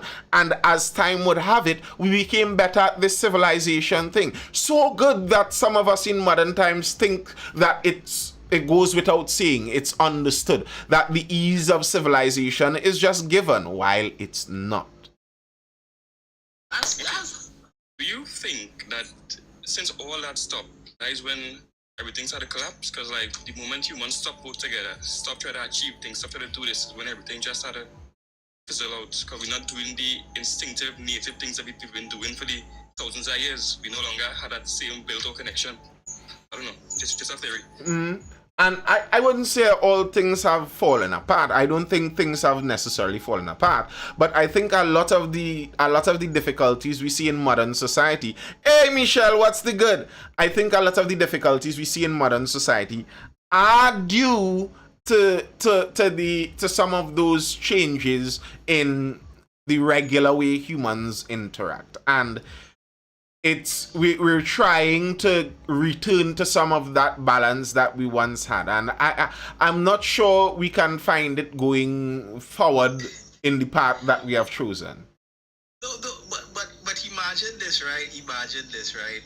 Right? Imagine this, because people tend to try to use the arguments in a certain way, right? Sure, we could understand that Marx's view of people in such a class way is horrible, but understand that men and women working together as a group of people is a collectivist idea. Anyway, take it, right? And sure, individualism is great, but hyper individualism tends to tear away people from certain things. And this is the thing, right? True. Is this and I don't believe that men and women haven't stopped working together. If men and women actually stop working together in totality, society would literally shut down. So the thing about it is the way how society kind of tends to move themselves, and the Western world for the most part tends to move themselves in wanting humans to be such hyper individuals. Like it's me, and it's me against the world, and it's one man against millions of people in the populace. And then they try to eke out this thing about, well, no, when we all of us are hyper individuals, but women are a group that needs to fight against the other group. You see how they tend to try to swing that pendulum in extremes right through? And I think that's the problem, really. Extremes is the problem. Like, living in extremes is a problem for the Western world in a world where wealth and abundance is in such high quality, you know what I'm saying? Because then you could get this weird thing about the man who made the man versus bear thing, stating that he never meant it to be about would you rather to choose which one, but for men to understand women. We don't understand women.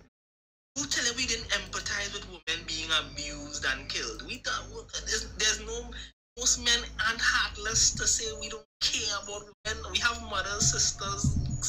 What's going on? Like, are we born only with men? That's crazy.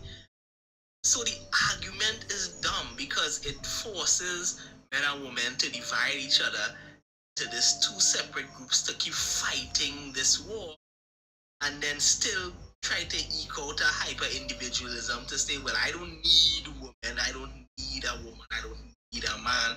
I could survive by myself. I've never known humans to survive by themselves. Right. Humans have always tried to group themselves for the best possible survival of the human race. That's just how it goes. You understand what I'm saying? Expecting men to be okay with such a ridiculous argument when we have to go and look women in the face every single day. Like, huh? How much of a threat am I to my wife and my sister and my cousins and my aunt? That's ridiculous. Correct. You understand what I'm saying? Correct. It is. It is ridiculous, and it is a wrong narrative. Humans are social animals. Some forms of torture includes isolation. Yeah, I believe the UN considers it torture to be placed in isolation. It is a form of it is a form of torture. It is a form of torture. And correct me if I'm wrong. During a certain period of years, women didn't really have much rights. They didn't really have much to do. They really had anything like that, right? And I know that when you suppress a group of people over a amount of time, built up anger, built up rage. So I think we reached to the point now where they're just releasing all that, anger from the past few years, and that is something that they take it right now before things return to normal. After again, I don't know. I don't think that's true, and I think that's a narrative. I think there was a point in time where everyone had no rights. It's so tedious because it has been preached so Religiously. widely and religiously from the schools that nearly everyone in society has the belief latently in their mind that history is a story of groups fighting each other, and one of those groups were the men fighting the women. I am telling you that is Marxist theory placed on history, and it's not a fact. So, first up, no, it's not that women didn't have the rights up until recently. Nobody had rights. Rights is a concept that really only became popular in the Enlightenment era. And a lot of the common rights of all society that we see now was never a common thing. That's not how societies were run. So it's not that men had rights and women didn't have rights. No one had rights. Then there came a time where rights began expanding from the elites outward to more regular citizens. And they expanded generally to men first in some instances because of the responsibility of leadership that was expected from men. So one of the things that some women talk about is that they couldn't open bank accounts and they couldn't have credit cards up until X number of years ago. But what that was is they didn't own any debt. That meant, and now we know that women owe the most consumer debt. But previous to that point, all your debt was held by either your husband or your father. So it's not that you couldn't make purchases, but there was someone else that held the responsibility of your debt. That's not a punishment on women. That's understanding a more unified society. So like you were talking about previously there, Hotep, about the balance between the individualism and the collectivism. And to me, I think that's where the balance is. I think we are born into a collective. Human beings, as Michelle said, we are social animals, but we are born into a social circle. We don't have to go and attempt to get the government to make a false collective across the entire nation with their Marxist theories. We are born into a collective. I am born as the cousin of someone, the son of someone, the neighbor of someone, the nephew of someone, the grandson of someone. I am already born into a collective. And that's where we already got those collective benefits. Now we attempt to atomize the society into each individual as a one person, and then from that individualistic point of view, try to recreate the collective falsely. So we have governments building Maloney as a hive for bees and taking a random set of people from all over and cram them into those buildings. And then we're shocked that we create communities with social ills. How did that happen? Well, because that wasn't a collective. You took your Marxist 20th century public building ideologies. Bear in mind, again, that Maloney style building isn't coincidental. That's not magic. That's a theory of politics that was implemented in our island. A theory that came down through the eons of public housing and how we make public housing to accommodate for people and create this collective. Doesn't work. I think we already had the collective. So the rights that people were talking about that women didn't have, it was a collective right. The idea being that the unit of society wasn't the man, wasn't the woman, it was the family. So when the man voted, the woman didn't need to vote because it was understood that this man is representing the family in his vote. And we get the collective. Just like that. But here's the controversial part. Would we be willing to lose the rights that we have gained in order to actually get a healthy collective back? Definitely not. You know that is not happening because the Western world has been so ingratiated into this thing about rights being automatically bestowed upon your vestige or whatever. You know what I'm saying is that. But it's also funny because the leftists would immediately disregard people's rights in order to destroy their enemies. Very funny stuff. But I think for the most part, give any human the option to move his rights from a government or from a person that have more power than you in order to get back the organic collective. They would instantly do that because it benefits them. That's just how it goes, right?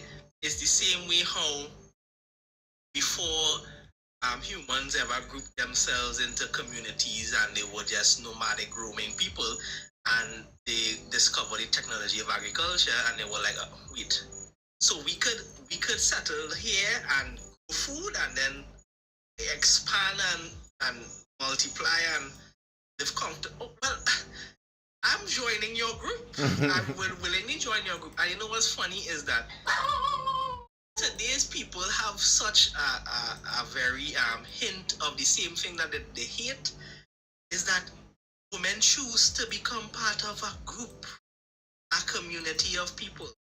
Nobody forced them to be. Nobody forced women to pair with men. Men aren't that, I'm sorry to say it, but men aren't that skillfully Machiavellian to manipulate women into pairing up with them and loving them and being in community with them. That's ridiculous. Women had choice. Women always had choice. Women choose to settle down with men, choose to make children, choose to forge society with men. That has never changed. These things about women being oppressed, and not to say that women weren't oppressed, some women surely were oppressed, just like how some women were abused in 1492 and women are being abused in 2024. It's not going to stop, it's not going to change. The point of the matter is women being collectively oppressed is a ridiculous notion that never existed. Correct. Right? That is the point. That is the point. Yeah. The collective part is the point. Well, choice was influenced by societal pressures of the day too. Correct, Michelle. And that's kind of the point I'm making. I want to revert to societal pressures more than government pressure. Exactly, because the thing is because I don't like how people talk about society like it's this entity that came out of ET from space and just landed and now start a Godfather type ventriloquist arms on us. Society is made up of Us. people, humans. Humans is the order of the day.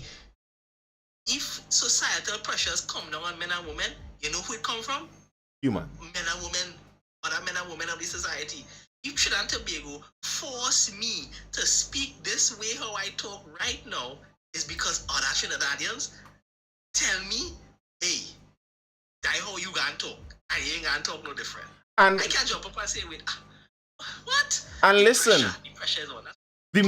this modern idea that you could be who you want and don't care who tells you what. No one has the right to tell you who to be. You could be your true, authentic self. That's not true. Literally, what being a civilized human is using the social pressures around you to integrate your ego and self into a unit that gets along with the social interactions that you must make around you. So you have to negotiate your character, your personality, who you are. You negotiate that with the society around you. That's how it works. And that's important. Michelle says, I think because societal pressures appears to oppress women and value men, it became problematic. I think that's a value judgment that was placed. We put a value and said that women's labor is oppressive and men's labor is valued.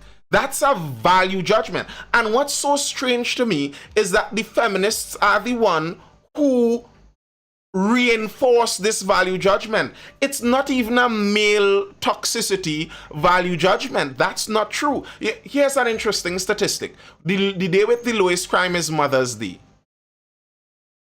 Men don't belittle the value of traditional female roles. To me, the only people who belittle the value of those roles are women. So the societal pressures that oppress women are the women who see female roles as being problematic, as being less than. And we see this I complain about this constantly because I have a daughter, and this is something that I see a problem with. They make female movies, and they don't, the titular character, the heroine of the story does not live a female life. They live a male hero life. They go through the male hero journey, and they just do it in female clothes. That's a horrible thing. What you're telling women is the typical life that they go through. How are you going to tell a story? You're going to attempt to make a hero story, the archetypal story for women, for a heroine and the perfect life she lives, and you have nothing on childbearing, nothing on family. That's not the life of a woman. You just explained a man's life. And when you do that, what you're telling women is that those things that are common to the female experience, they don't mean much. If you want to really say something in society, then you have to do something that is typically male. So when you become a CEO, woo! But if you are the mother of 3 CEOs, then she's small yet. It's women who do that, you know. Because I could tell you, those 3 CEOs, ask them about the importance of their mother. And I'm telling you, those 3 CEOs will tell you what the importance of that rule was. It's the woman. Michelle says, I really think it's due to economics. Financial freedom is equal to power. No, again, that's a narrative that was sold to us by the Marxists. The Marxists told us that the more money you get, the happier you are. So the way we even happiness in society is ensuring that all members of society get equal access to economical power. And that's how the society would be equal. So when you see women have an unequal access to power, that means they are oppressed. That was a lie. That's not true. It's equal to male power. It's not equal to power. It's not the same thing. Because a woman could have oppress the most powerful woman in the world then. But she's not. Because if you're looking at power on the sexual marketplace, men don't want her. Men aren't lining up for Oprah. So that power isn't helping her in her female journey. Michelle says no, in the context of leaving abusive relationships, etc., not riches, but simple things as that. And here we go. I spoke about this before you came on, Michelle. I spoke about this. And this is the narrative. This is how they sold us the narrative. It's because women are more neurotic. They are more tuned into negative experiences. So they would tell women, what you need to do is you need to go and work for the corporate overlords, because your husband might trap you in the house and kill you with licks. That man in that house is going to kill you with licks. So you need an escape pod. You need an escape pod, darling, because that man in that house, he could turn beast on you. That man could turn beast on you, girl. And he could kill you with licks in the house. You know? Otherwise, a woman, you need your own things, girl. You need your... It's a narrative that was sold. It's a narrative that was sold. Listen, and the thing is, on the flip side, it's a narrative that they're attempting to sell to the men now. Some of these weirdos in the red pill universe are attempting to tell men, don't get married, don't have children, because that woman you love could turn a monster, flip on you, and divorce you, and take all your money and take your children. So no, fellas, don't get married, don't have children. That's the same thing. It's the same thing on the flip side. It's the same thing they did to the woman. So, Michelle, if a man is actually abusive, how do we solve it? The same way we solve if your wife becomes a crook and wants to divorce you and take half your money and take your children, how do we solve that? It's the same solution. It's the risk you take. And it's just like we were talking the night before. Because if we want to take out the risk out of activities, what we end up doing is destroying the whole thing. So here's what. Husbands might be abusive. There might be, let's say there are 0.5% of husbands who might turn out abusive. So what we're going to do for that is make sure it's easy for all wives, 100% of wives, to leave 100% of husbands because of that 0.5% of abusers. And then 50 years down the road, we see that the entire what you call that unit, something of family, the entire institution of family is disintegrating. Why? Because we were trying to help the 0.5% of women who might have been in an abusive relationship. So we make it easy for all women to leave. Because you might get locked in an abusive relationship. So we have to make it easy to leave in her. So let's imagine that on the flip side for men. So as it stands right now, if my wife take up a adverb, she could leave, take half, and go on with my child or children if you have. So how do we solve that? Well, let's pass a law that if my wife decides to leave, if any wife decides to leave, they can't get anything. And if you decide to leave, you must leave the children with me. Can we do that? Would that create good outcomes? Or is it that we only make these ridiculous, foolish decisions to help women? Michelle says, so the alternative is to stay in an abusive relationship? No. Do you think that if you are unable to divorce your husband and he abuses you, there's no other option? Remember, I just said that we come into this world in a collective. Do you know what the history of that was? Well, if somebody beats my daughter, what do you think is going to be the solution to that, Michelle? And the familial solution to that has worked. No, you see, because Nathan, Nathan, the society isn't structured like that anymore. Correct. Okay. We believe in order to solve all issues, and this is the Marxist. These are the Marxist suppositions underneath our society. In order to solve all issues, we need the state. No, but Nathan, even Trinidad and Tobago is getting like this, and people don't want to believe it, but it's the truth, right? Okay. I raise my children.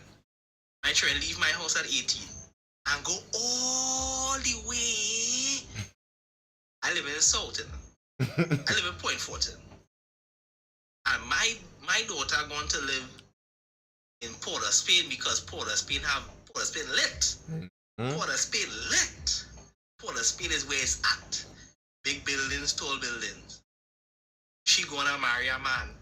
Don't need my approval, you know why? She big. She ain't need to bring he towards me to verify nothing. She gonna marry him. Boom shot, she called me over the phone. She have a blue eye. I could do about that. I live in Point. You want me race up the road? I can't race up the road right now. But you see now, if you was keep your tail dog in Point, and marry a man in Point, a well-established man I have verified for you, your ass wouldn't be getting beaten in Port of Spain. Because if he was beating your ass in Point, because if he was beating your ass in Point, he would also be string up in Victor Chinket Park as an example of not to touch you. This is how it used to work. This is how it used to work. And we feel it to understand that way. We feel it to understand. Michelle, you know, it's similar to the previous discussion we had. It nearly seems like you are so focused on those who fall through the cracks in society that you will reorient society to focus on the minor few who fall through the cracks, not understanding that reorientation is destroying the society. So here's the thing. The nature of societal pressures is that there are those who fall victim. And I'm not saying that's a good thing. I'm not saying that. Just as we were talking last time, bad things happening to people is not a good thing. I'm not happy about it. But the nature of how societal pressures work. Michelle says, what makes you think it's mine if you DV happens in many, many households? Well, DV... Are there any laws that could be passed to stop DV, Michelle? I'll answer it for you. No. There are no laws that could be passed. There's no top-down anything that could be done to stop DV. There's nothing you could do from the state. So your heart could break every day. That's such a feminine thing, though. Eh? Your heart could break every day about DV victims, and there's no law you could pass that's going to stop it. Right. But what you could do is screw up the entire family system in an attempt to help it. So, like in the States, so there might be some parents who overdo the licks and abuse their children. So here's what we'll do. No parents are allowed to physically discipline their child. And if you do, the state takes your child and puts them into foster care where they'll be raped and abused daily. That's the help, because I care about the children, you know. I care so much about the children. So much. And that's what we do continually. And I know this goes down at ticklish road, but Michelle, you bring this out so regular. This is my problem with women in politics. Women belong in caring fields. That kind of behavior, you need to be a nurse. You cannot be the leader of a country and constantly worried about those who might fall through the cracks and want to reorient the entire society to catch those who fall through the cracks. That cannot work. So let's look at the result of that. If you're telling me that the reason, let's look just at the example you're saying you're really lost here. So let's use this example, DV in households. So you found that there was DV in households when the man was the sole breadwinner. And that, in your estimation, made it harder for women to leave. So what we're going to do is give them financial, economic freedom so that it's easier for them to leave. Okay, so we did that. Now it's easier for women to leave. The families are broken up. But is there less DV? So wait, we break up the family and still didn't solve the problem? What's the alternative? Leave the family, Michelle. That's the alternative. Leave the family. Allow your heart to break. Attempt to change the culture. Attempt to discuss things with men. Attempt to change the relationships. Attempt to constitute relationships more soundly so that there won't be as much DV. But don't allow your breaking heart to damage the entirety of society. Don't allow your breaking heart to make you dismantle society. Nathan, it had more DV in the 60s and 70s than it ever had. And that's due to the fact that men came back from war with PTSD when PTSD wasn't even a thing that was diagnosed. Right? I think, listen, the same World Health Organization that people love, the most collectivist health organization, medical body there is, understand, under the thumb of China, has put it that 1 in 4 women suffer domestic violence. It's still in the minority. Men have jobs, women have bank accounts, women are CEOs, women can climb economic ladders, and still women get the eye punch out from a man somewhere. Listen. The thing for me is that some things you will never stop because a utopic society is an impossible society, and that's just the thing for me, and that's why the man versus bear argument didn't make any sense, because in order for women to stop getting killed by men and stop getting DV by men is if women occupy one side of the planet and men occupy the next side of the planet and never interact with each other. But then again, you wouldn't stop men from dying because women would kill women. You can't even stop it. Women would kill other women on a planet full of women. Well, we do know statistically that the relationship with the highest incidence of DV is woman-woman. Just so you know, for the man-slanderers out there, the relationships with the highest incidence of DV is woman-woman. Yes, really us manners. Not even close. And in relationships where there is one-way abuse, as in they aren't fighting each other. One abuser is abusing the abusee. Relationships like that, mostly women abusers. Did you all know that? So most DV, by the way, is both ways. Now, that's not saying much because the vast majority of men are much stronger than women. So if it's both ways, it's the man beating up the woman, and that's not an excuse. I'm not giving that as an excuse. I'm giving it as an explanation of human nature. And that the idea that somehow economic freedom is going to cure that is just illogical. And bear in mind, Michelle, I am not saying here that DV should be legal and permissible. Obviously, assault is still a charge. Battery is still a charge. You are still charged with those things. All I'm talking about is not attempting to dismantle marriage as a solution for that.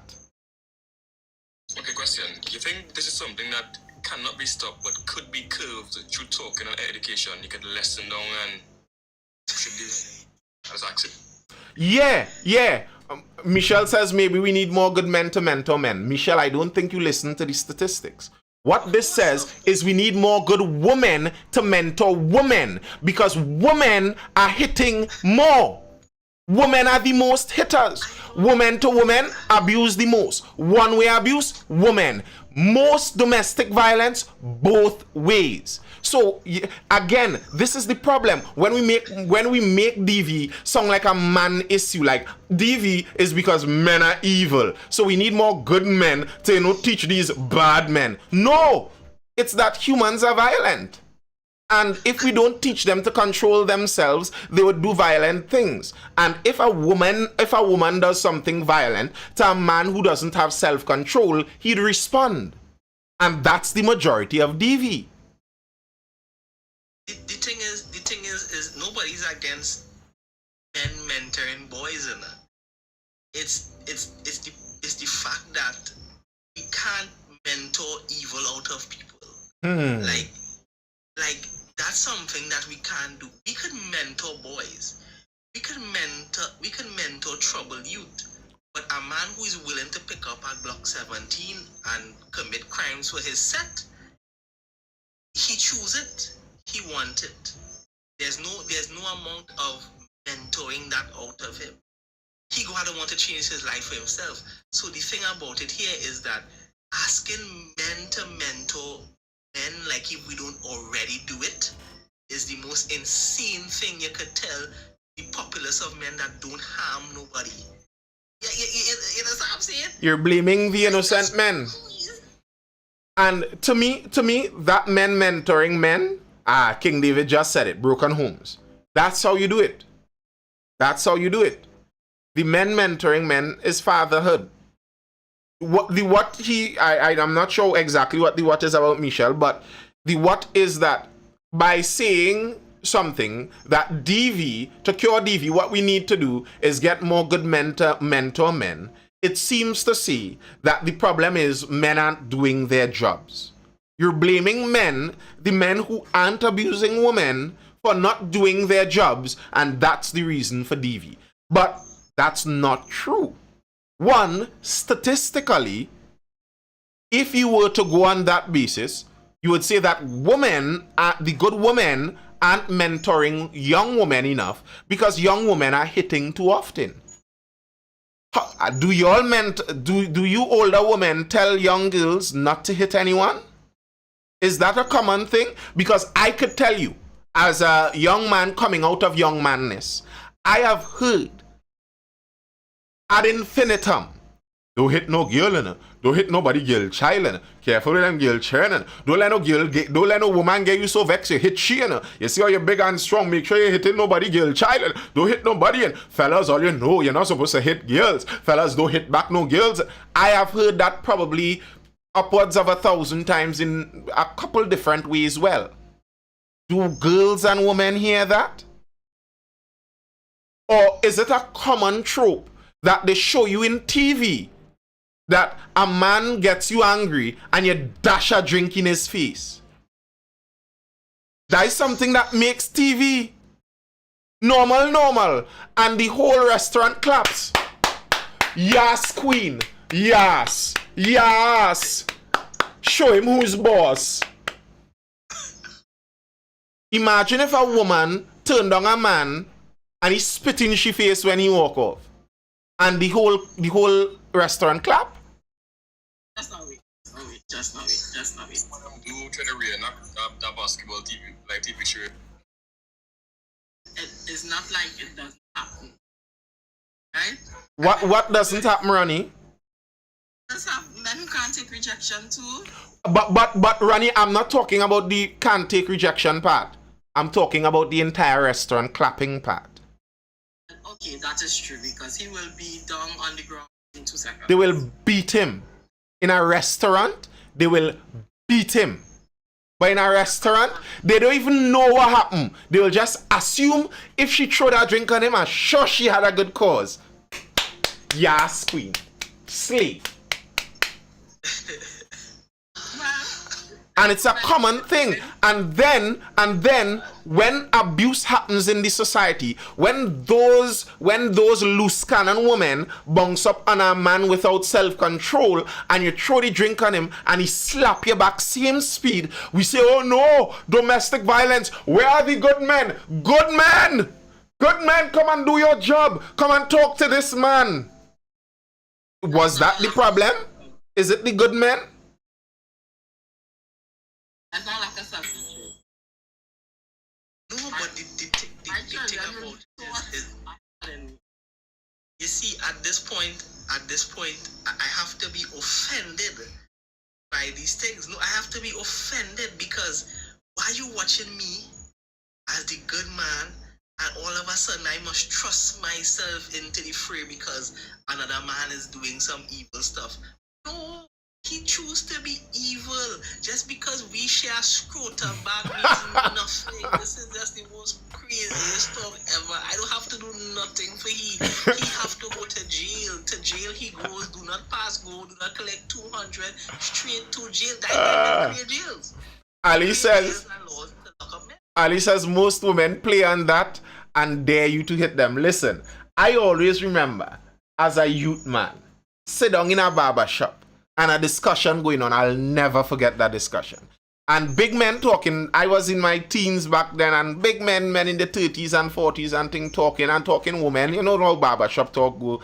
And one of the man like, boy, you know the kind of woman I do like, boy. You know them women who is wired to hit them, boy. You know them, you know what I'm talking about now, boy. Them woman who is wired hit them. Boy, I had a woman, she only daring you to, and you know, anytime you hit she, life nice, you know. When you hit she go, the life going nice. But I don't feel good now, boy. And in my head, back then, only hearing as I grew up, you're never supposed to not hit women. I'm like, what insanity am I hearing here? This sounds insane. But as I got older, life is strange. Life is strange. There are some people who enjoy that level of toxicity.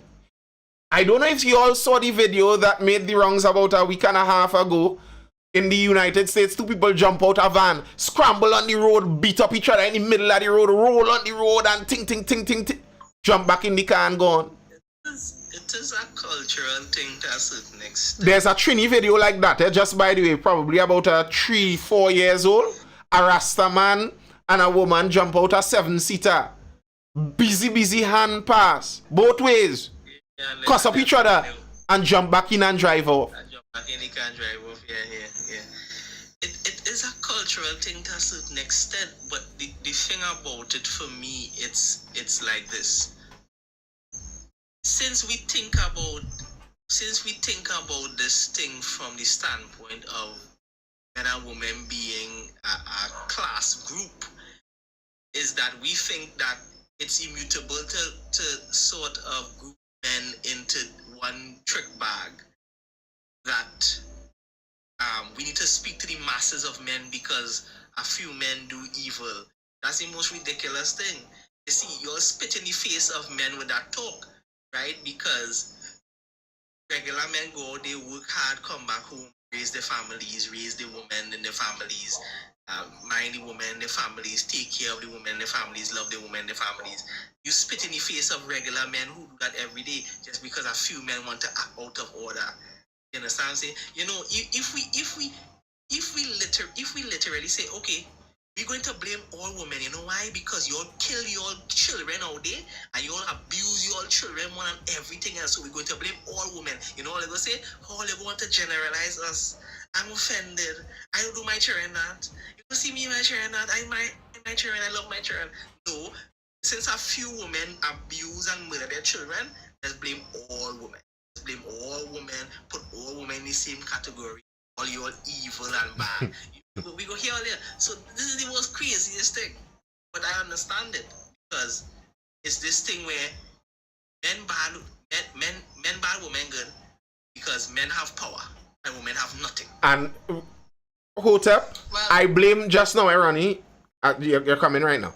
I blame Marxism for a lot of that and the theories that came down through that, where the general idea of Marx, and Marx, his initial theory was it was separated by classes. So you had the bourgeoisie and you had the proletariat, and the classes warred against each other. You had the oppressor class and the oppressed class. Now, there were many different neo-Marxists through the 20th century that tweaked his theory. There were those who applied it to race and believed that the whites were the oppressors as a group and the blacks, and now that's why you have a BIPOC group. If you ever wonder how black, indigenous, people of color end up in one group, as if every person non-white in the entire world is all part of one group, that's the reason. Because it gets very convenient to make the oppressor an oppressed category. BIPOC, B-I-P-O-C. Go Google it. You'll see that. Black, indigenous, people of color. Michelle says, I know a woman whose husband beat her. She went to her dad. He carried her back to save the family. Yes, that happens too. It happens to the women also, but yes. I mean, like, they carry them to the mother, and the mother does that. Yes, that does happen. I still don't think that an anomalous situation like that makes sense to dismantle families for. It's just not a good outcome. Yeah, Ronnie, jump in. Wait, before you jump in, bear in mind, it's 12, we're closing in on 12. So let's hear those closing statements. See what you wanted to say, and you can hit your closing one time, Ronnie. Wow. I don't feel very much appreciated. But anyway, this was a red pill. A red pill, that's crazy. I will not have you, Ronnie. Red pill life tonight. But I don't disagree. Okay, feminist. I'm not a feminist. I'm not a red pill. Okay. I don't agree with I don't disagree with much of what you said. I do understand to a degree, right? Like in my family, I would have seen the same thing Michelle talk about. Had this, and the mother herself tell her she needs to go back by her husband. Go back by her husband. But you know the thing about it is, when she got married, everybody told her not to get married to that man. So she didn't listen then. She gonna have to listen now. And I think that's a big part of why people are ending up in really bad relationships. Because Jenny Hotep would have said something to the effect, said it very weirdly, but you need to bring people to your family and let them see the person that you're dealing with. People might know them, people might be able to feel them out, and you might be so head over heels, you call them red flags pink, and you love the color pink, and that is it. So I think a lot of people they're not taking, and this is probably because divorce is so easy, which is why a lot of things it's just so easy. Divorce is easy, so people don't take courting seriously. Abortions are easy, so they don't take sex seriously. Correct. So a lot of serious things are just like by the way now. So I meet this man, I don't really know why we're gonna get married anyway. Because you know why you can come and you can get divorced and you'll just be like, I'll meet somebody else, which we all know I don't agree with. I don't believe in marriage. So you need to take it serious, take it courting seriously, take people advice seriously, listen to people. If the ex hit you up in the DM, don't dismiss her as a better ex. Like, she might be a better ex, but might have some truth in what she's saying, and listen and look, you know? You see, on all the statements Michelle said there, I'm going to start from the last one. This is why more women choosing to stay single and the birth rate is declining globally. That is insane, because it attempts to say that somehow men are worse than women and that's why they're doing what they're doing. What kind of foolishness is this? That somehow, as the world became freer, the women decide that they don't want to make children as much? That does not make sense. That does not make sense, Michelle. And going to the further one, she paid the price for her faith and love in a man. It's funny how you attempt to make that look like the man's fault totally also. No, she didn't pay her price for faith and love in a man. She paid the price for disregarding the advice of her family. That's what she paid the price for. That's the consequence we spoke of. And you know how we avoid that consequence? Not by passing a law to stop her from marrying bad men, by making sure the family is the preeminent body. Of course, the man has responsibility there. She should prosecute him and he should go to jail. But she made the choice against her own family's recommendation. So how come she has no responsibility in this? And why do you see it as dismantling the family, though reconciliation is possible? It's funny to me that you say, why do you see it as dismantling the family? And then 2 comments later you say, this is why women choosing to stay single and the birth rate is declining globally. So you just answered why I see it as dismantling the family. Because you just said it's dismantling the family. That's why I see it as dismantling the family. Because it's dismantling the family, as you are seeing. Yeah, Hotep, closing there. Lord, listen, if this is the epitome of men never taking accountability, this is the most insane stuff possible. Listen, I think women to be intelligent people. You know what I'm saying? Robbing women of their choice and autonomy just because it's convenient is the most spitting in the face of women who fought for suffrage. You feel me? The women who fought for the right to dip their finger in ink, this is a spit in their face. You're spatting on their graves. All the Susan B. Anthonys and the Margaret Sangers out there. You understand what I'm saying? And your queen of modern feminism, the CIA agent who chose to side with CIA agentry. and use her government resources to her benefit. Listen, men make choices every day, and plenty of them are good, plenty of them are bad. There are rewards and there are consequences for it. We are not supposed to now play maternal games and paternal games in order to save women from their choices. No. Women are adult human beings.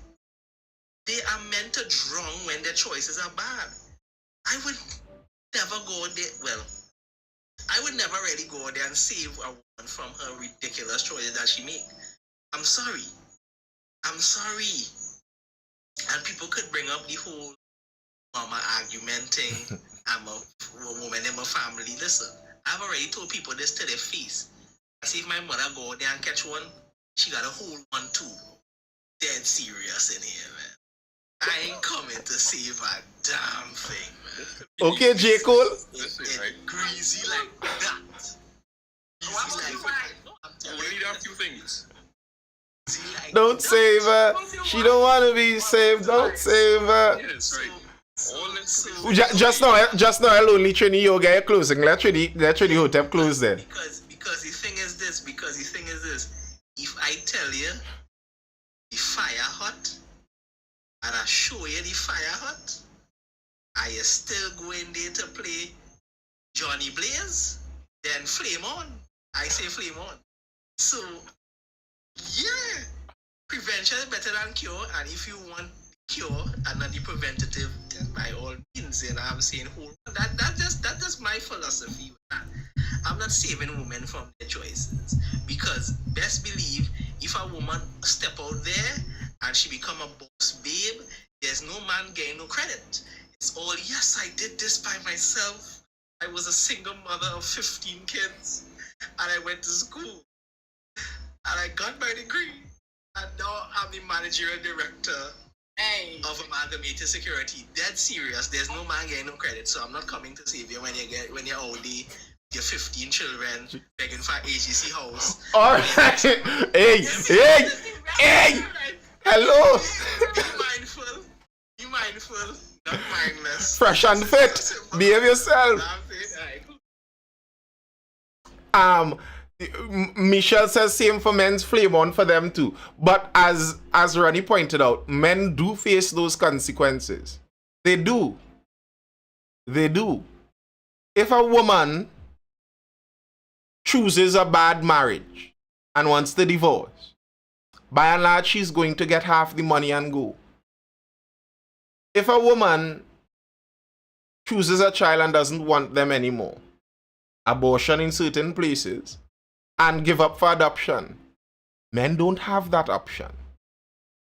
We don't. She doesn't choose a... Michelle, what kind of lack of accountability business we talking here? What do you mean she doesn't choose a bad marriage? This can be fixed. Like, What do you mean? What do you mean she doesn't choose a bad marriage? It's literally a choice. Quite literal. No. Not just marriages get bad. They are predictors.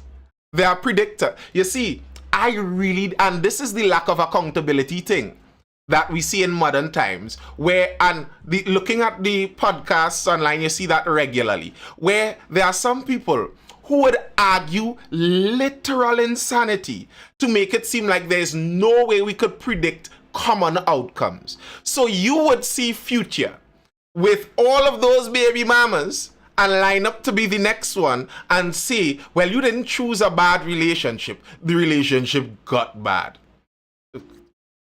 Your mind got bad. Your mind got bad. That's just foolish. It's like this one now that we're seeing all over the world. Tell me, how does a couple pick up themselves from Trinidad with their children, carry them to Syria and Iraq, fight for ISIS, man die, the woman says, it's time for me to come back. And we're supposed to be like, let's bring back these victims. How is it that women don't make decisions? Any bad decision made, it's not the woman's fault. Some other person got them in it. But you know, the youth men, we don't afford them that. We don't afford them that. So youth man kills somebody at 18 and he in jail till he's 60. So the men don't get that kind of affordance. But no, we must understand it's not the woman's fault. That's ridiculous. Women are just as much human as men. If you make poor life choices, you are going to get poor consequences. That's the nature of life. And I think it does a disservice when we seem, and I'm saying seem, Michelle, because obviously this is the discussion we're having here. This isn't the discussion you have with everyone. But when it seems like the focus is more on, well, people make mistakes, let's try to stop the consequences. Instead of focusing on the mistakes, let's stop the mistakes. The consequences help people to understand why we don't make the mistakes. That's what the consequences are about.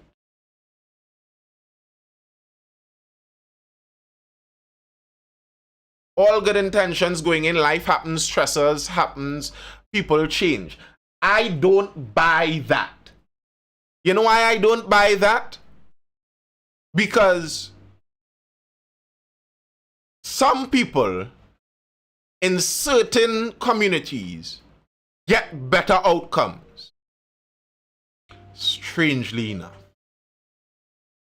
You know what that feels like to Michelle? To me, Michelle, as a teacher, that's like those students who say, but sir, some children just lucky, you know. Some children just lucky, you know, sir. Some children just get the work and some just don't get the work, you know, sir. And you as the teacher know that this child pays no attention in class.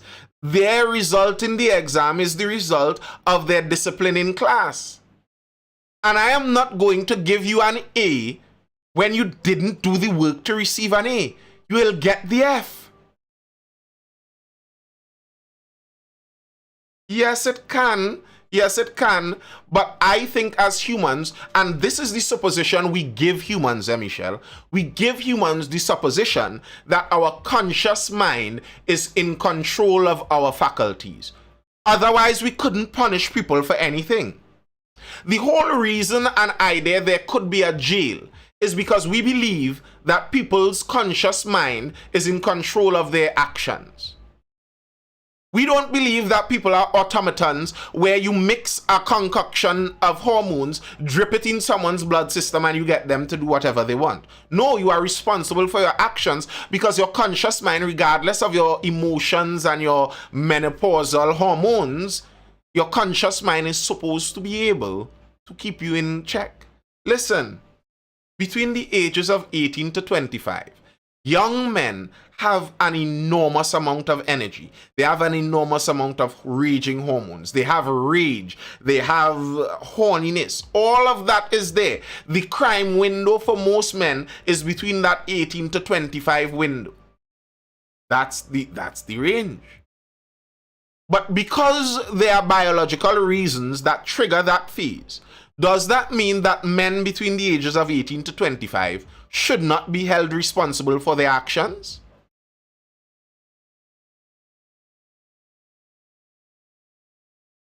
What are you saying, Michelle? So are you saying that humans are not in control of their actions?